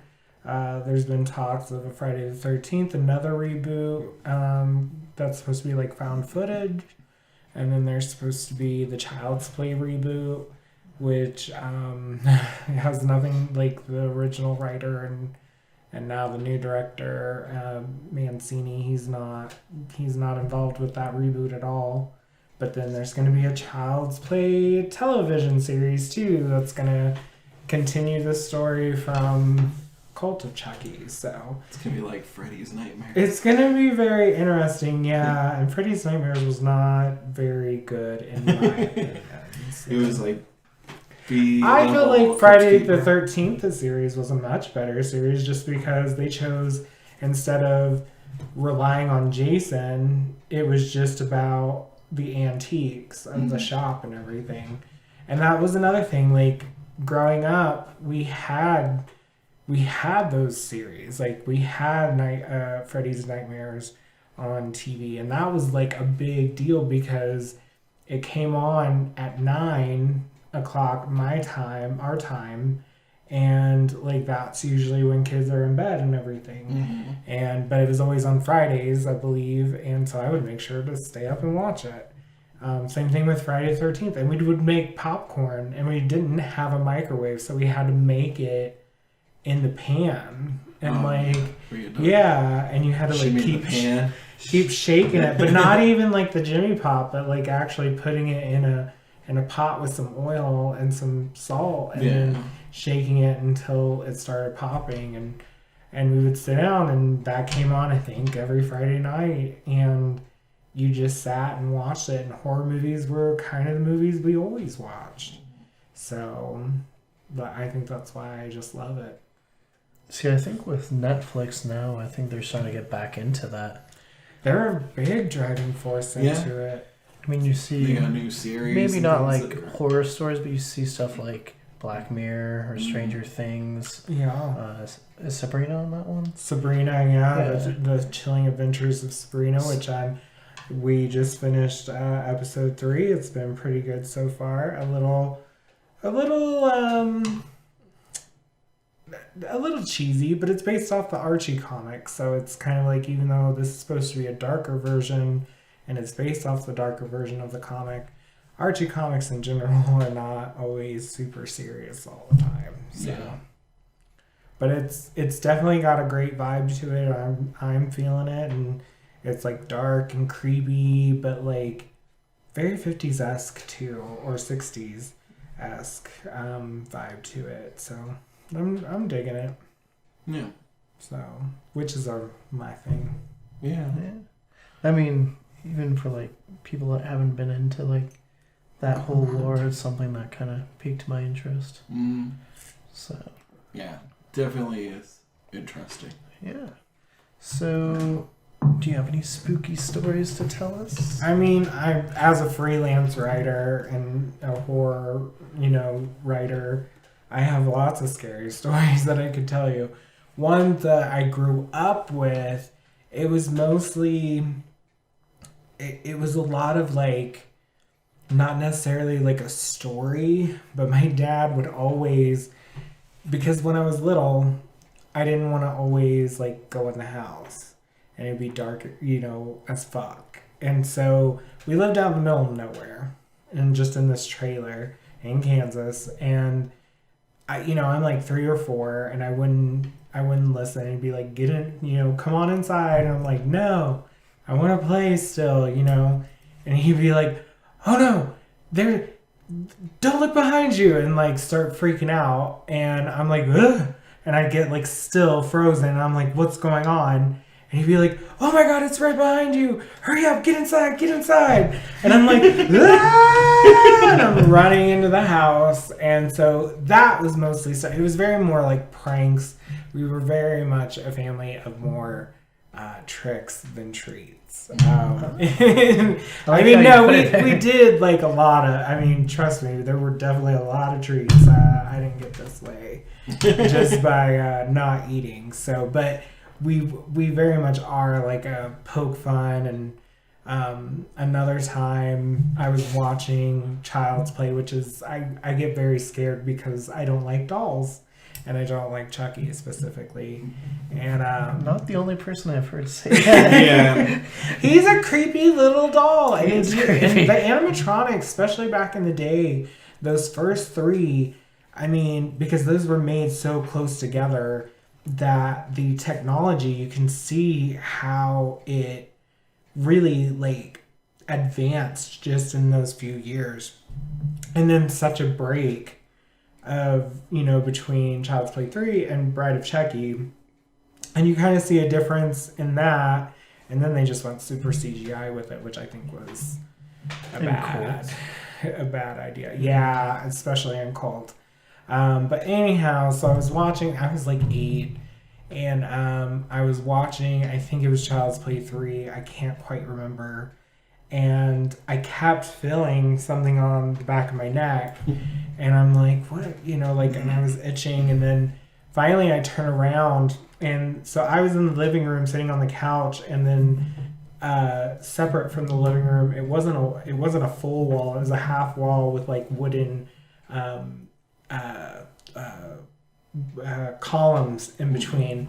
And my mom was the one reaching through and like tickling the back of my hair and freaking me out. And I was like, don't do that. I was just, so yeah, we definitely did that. But I was interested in like, I read the scary stories to tell in the dark. Those were definitely the beginning. Those were the things that creep me out. Goosebumps, I read those. And then R.L. Stine really got me interested in Stephen King. I was 9 when I read Carrie, which is very young to read that book because it's so adult. But I fell in love with Stephen King. And we had watched his movies, Christine, Carrie, all the earlier stuff. What is the name of that? Cycle of the Werewolf, but I think it's called something. A Silver Bullet. So Cycle of the Werewolf is the short story that Silver Bullet, which is the movie, is based on. Watched that a lot of times, and like one of my favorite things to do, we would go to the store. My mom would go grocery shopping, and to kind of keep me at bay, she would be like, go to the movie section. This is at a time when grocery stores had movie sections. The good old days. Yeah, the good old days. And I would go, and she'd be like, go pick a movie. And I would always, go to the horror movie section. And I saw, between ages 5 and 10, I saw a lot of B-rated movies. I saw Rocky Horror Picture Show. I saw Doll Man versus the Demonic Toys. I saw Puppet Master, the entire Puppet Master series. I've seen a lot of films, and there's a lot of films I still haven't seen, like The Fog. Like, I've seen most of it, and it's just boring to me. Yeah. the original, and I'm sure the new one I would not care for. The new one's definitely bad. So, and like Reanimator, but I'm not really big into films like that, where, like Evil Dead I don't really like. I have an appreciation for those films just because they definitely took the genre and did something different with it. But I'm very much like about the supernatural and like being scary, like actually scaring people. That's what I'm into. Yes. So you were talking about Stephen King. Mm-hmm. What's your favorite Stephen King? My favorite book has to be Salem's Lot. Okay. Which that's his second novel that he wrote, Carrie being his first. And just reading Carrie and then reading Salem's Lot, you see how much he had grown as a writer in between that time. And there's a lot of themes, especially in that book, which are still valid today. And it's all about like small town America and how it's kind of dying, and that sense of community again that we were talking about, and using vampires. That's the other thing, is like he took the idea of vampires because they steal life and blood, which is the resources for the body, and uses it as the analogy of how corporatocracy has done the same thing to small town America and the middle class and poverty. So it's very interesting, but but it's just, and then like the scary aspect is very interesting, and all the characters are interesting, and it's not too fast paced, it's not too slow paced, it's just right. And so that's definitely one of my favorites. How do you feel about the movie? I've honestly not seen all of it. I know there's 2 versions. I think there's the one with Rob Lowe, I think is who it was, but I don't remember. There's the newer one, and then the like original, and then the and I think they were both television movies. I've not seen all of either of them. I know my parents had recorded on VHS that version, and I watched bits and pieces like when I was bored, and just would watch like all of our old VHS tapes. But so yeah, I don't know. Big question: which Shining is better, movie, or we'll say Jack Nicholson's Shining, or Stephen King's Shining? And see, like the book or the movie or the TV. The TV movie. See, I haven't seen that one. Oh, really? I heard it's a lot more in line with the book. Yeah, and it's actually filmed at The Shining or the Stanley Hotel. Yeah. I would definitely watch it. It's just one of those that I never got around to, and trying to have like access to it. I know it's been possible in the past, especially with like Netflix and stuff. But I just haven't been able to. I will say that Kubrick's Shining and the book are totally different. Yeah. Obviously, Kubrick, which room? What's the name of that? Room 207, I think, is the name of the documentary, which kind of it's all these people who have theories of what Kubrick was really trying to say. Oh yeah, there's the theory that it's saying how Or he 237. He faked the moon landing. Yes, that he was the director that faked the moon landing, and he was trying to basically use The Shining as his confession. Yeah. But then there's like the thing about Native Americans or indigenous people, and it's just so that like builds on it and makes it way more interesting. Kubrick's Shining is very good. It's just it's not quite the same. It's just not the same. It lacks something. It definitely lacks. I kind of if I've read both The Shining and Doctor Sleep, which is the Doctor Sleep is the sequel, book wise, and because you kind of get more of it just a little bit in the book, but I will say I think Kubrick's Shining is better at scaring people, or at least making people tense, than the book was for me. If I had to make a choice. Okay. No, that's very interesting. We haven't talked about Stephen King a lot. No, we haven't. It's very shocking because like Stephen King's like the master of horror.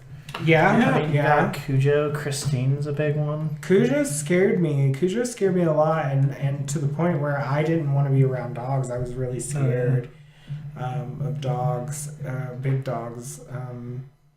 And then Carrie was a great one. Christine again. Pet Cemetery, really more the second one, which obviously had nothing to do with the book.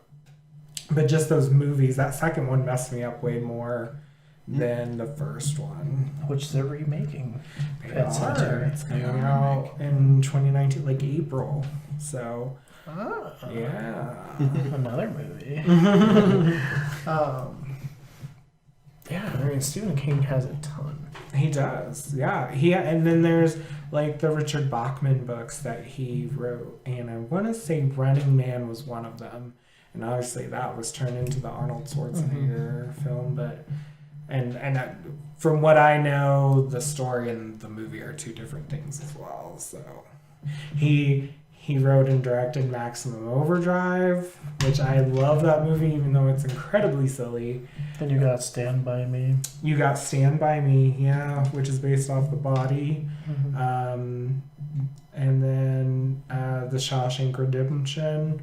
Not a horror movie, but just, again, a thriller, which I feel kind of, they definitely feed off of each other, right? And because horror can be even reality. And even though, Shawshank Redemption is a realistic fiction story, like being raped in prison, that's like horror. That's like, that's... And not being able to see the outside world ever again. Right. It's like a very deep personal story for them. Yes. But also telling like the horror that you can have within there that's more real than any like monster or anything like that. Well, sometimes the worst monsters are people. That is true. Those are the real monsters of society. And I think you see that a lot in horror movies. Yeah. We're seeing less and less monster movies like Jaws or Grizzly, like Placid, Anaconda. They're being replaced. I mean, granted, like Friday the 13th, all those stuff were around then, but those are more and more popular now. Strangers, The Purge, where it's humans. Right, it's all human based. Well, because that's right now. Those are the horrors of society. That's like It Follows. That's about like. Well, I mean, you could look at it as a couple of different things, but to me, if you look purely at the plot line, it's about STDs, it's about, sex and like what it means to be a woman and into like today's society and things like that. The Babadook, which is about, a mother kind of postpartum depression, as well as just like a mom with a kid that you just... You're looked at terribly. You're looked at as the monster when you say that you can't stand your kids. because you're supposed to love your kids undyingly. And so, using an analogy, it's a monster attacking, but really, if you look at that movie, it's just her dealing with the darkness of realizing that, like, she's depressed. Yeah. And, like, in a very dark place. So, and we're getting more and more movies like that. I mean, Hereditary was kind of about, like, this. It was a lot about mental illness because the grandmother who died, she had issues. I believe the father, she said, had issues. And then she herself, she has sleepwalking and all that stuff. And so that was very interesting. And I think that's what more and more you're going to see of those type of films that are exploring real world problems and using the analogies of monsters. And I think that kind of started a little bit with like shows like Buffy the Vampire Slayer, just because that was Joss Whedon, that was like a big thing and kind of new, really, of like taking real world problems and mixing it in with like these old ideas of like monsters and stuff. Yeah. So I think you're going to see more and more of that. I think so too. Yeah. And then you look at movies like Godzilla or King Kong, and like the monsters that are around, they're being looked at more as like, and then I mean even when you look at Pacific Rim and the kaiju and stuff like that, like they're seen as enemies, but it's a way different like look at how like Godzilla was more of a hero instead of a villain. And the original, like, so Gojira was, the monster itself wasn't the monster. It was the fact that we dropped bombs. Right. We created this thing, and it's not really its fault. I have a feeling it's going to pick that one out. Fine. Okay, ready? Yeah. It's not really the monster's fault. It's just they're doing animal things and we're just smaller than it. It's our fault because we put the nuclear waste out there. Yeah. But then when you look at Pacific Rim, again, they came back into a community and realized we have to work together to fight these monsters to protect ourselves. There was fear, but it was met with like, it's like, well, yeah, I'm scared, but I have to face that fear so that I and others can survive. Yeah. And so, that's very different than, seeing like I'm trying to think of another movie that isn't really around anymore. Kind of like the movies you were mentioning, Jaws, and where it's like these monsters. You don't really see that much anymore. Like zombies are kind of finally slowly going away. The Walking Dead keeps wanting to just stay on, but but even in The Walking Dead now, like now the zombies, the zombies are dying off. Yeah, and now it's the humans. So the humans again are becoming the monsters. Exactly, and that's the thing. Interesting. Yeah. Interesting. And then now, the villains, or people we would think as the villains as the monsters, they're being celebrated as like LGBT icons, like Pennywise and the Babadook, and I can't remember who just recently was claimed. I can't think of who it was. But there's a lot of LGBT representation in horror films because a lot of LGBT people do relate to the monster because they're seen as the outsiders and they're seen as the ones that are corrupting society and all these things. So I think that's a very interesting twist of kind of how horror movies are being celebrated. I do totally agree. Yeah, that is on a really cool way to look at it. Definitely. And witches especially. Yeah. Witches are huge.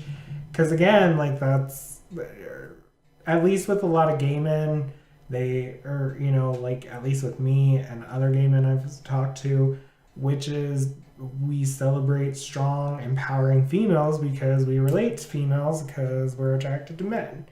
And so, you know, and then you look at these strong, powerful women who are witches. They look great for one. They have magical power. Oh God, I lost a nail. They have magical powers. Are you okay? That's what happens when you try to be a woman. What else do they have? Great fashion sense. I mean, and who doesn't love to rhyme and say shit in Latin and fucking kill people? Like, that's where it's at. You don't like to kill people, right? You kill people? Anyhow, so yeah, I really love witches. They're great. Well, this was extremely insightful, I think. Yes. And I think everyone watching will get. I hope so. quite a I lot hope of they joy enjoy out of it. that. Yeah. Yeah, so first of all, thank you for summoning me. Yeah. I had nothing to do tonight, even though I did kind of lose out on that meal, but that's okay.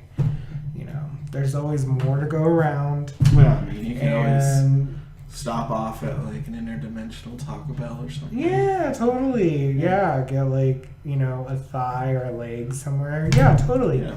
So, to thank you guys, I brought you a little something. Oh yeah. So yeah. Oh. For All you right. guys. Oh, yeah, a little thank witch's you. brew. Ooh, that sounds interesting. Yeah. That sounds interesting. And to also help you guys out, since you were so sweet to me, I'm going to fix your timeline and bring Mike back for you. Oh, well, thank you. Okay, yeah. Good, because I've been right. feeling off tonight. Yeah. Happy Halloween. Happy Halloween, Happy everyone. Halloween.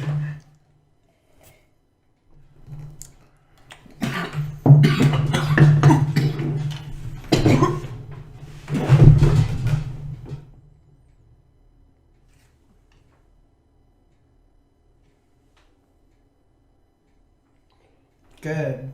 Now y'all can stop fucking up the timeline.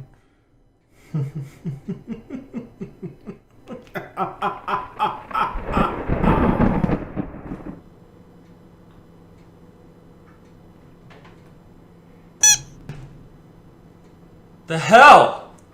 Where was I?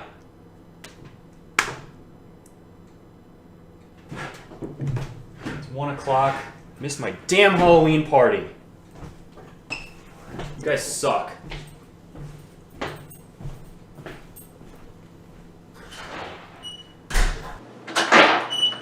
Oh yeah. Happy Halloween.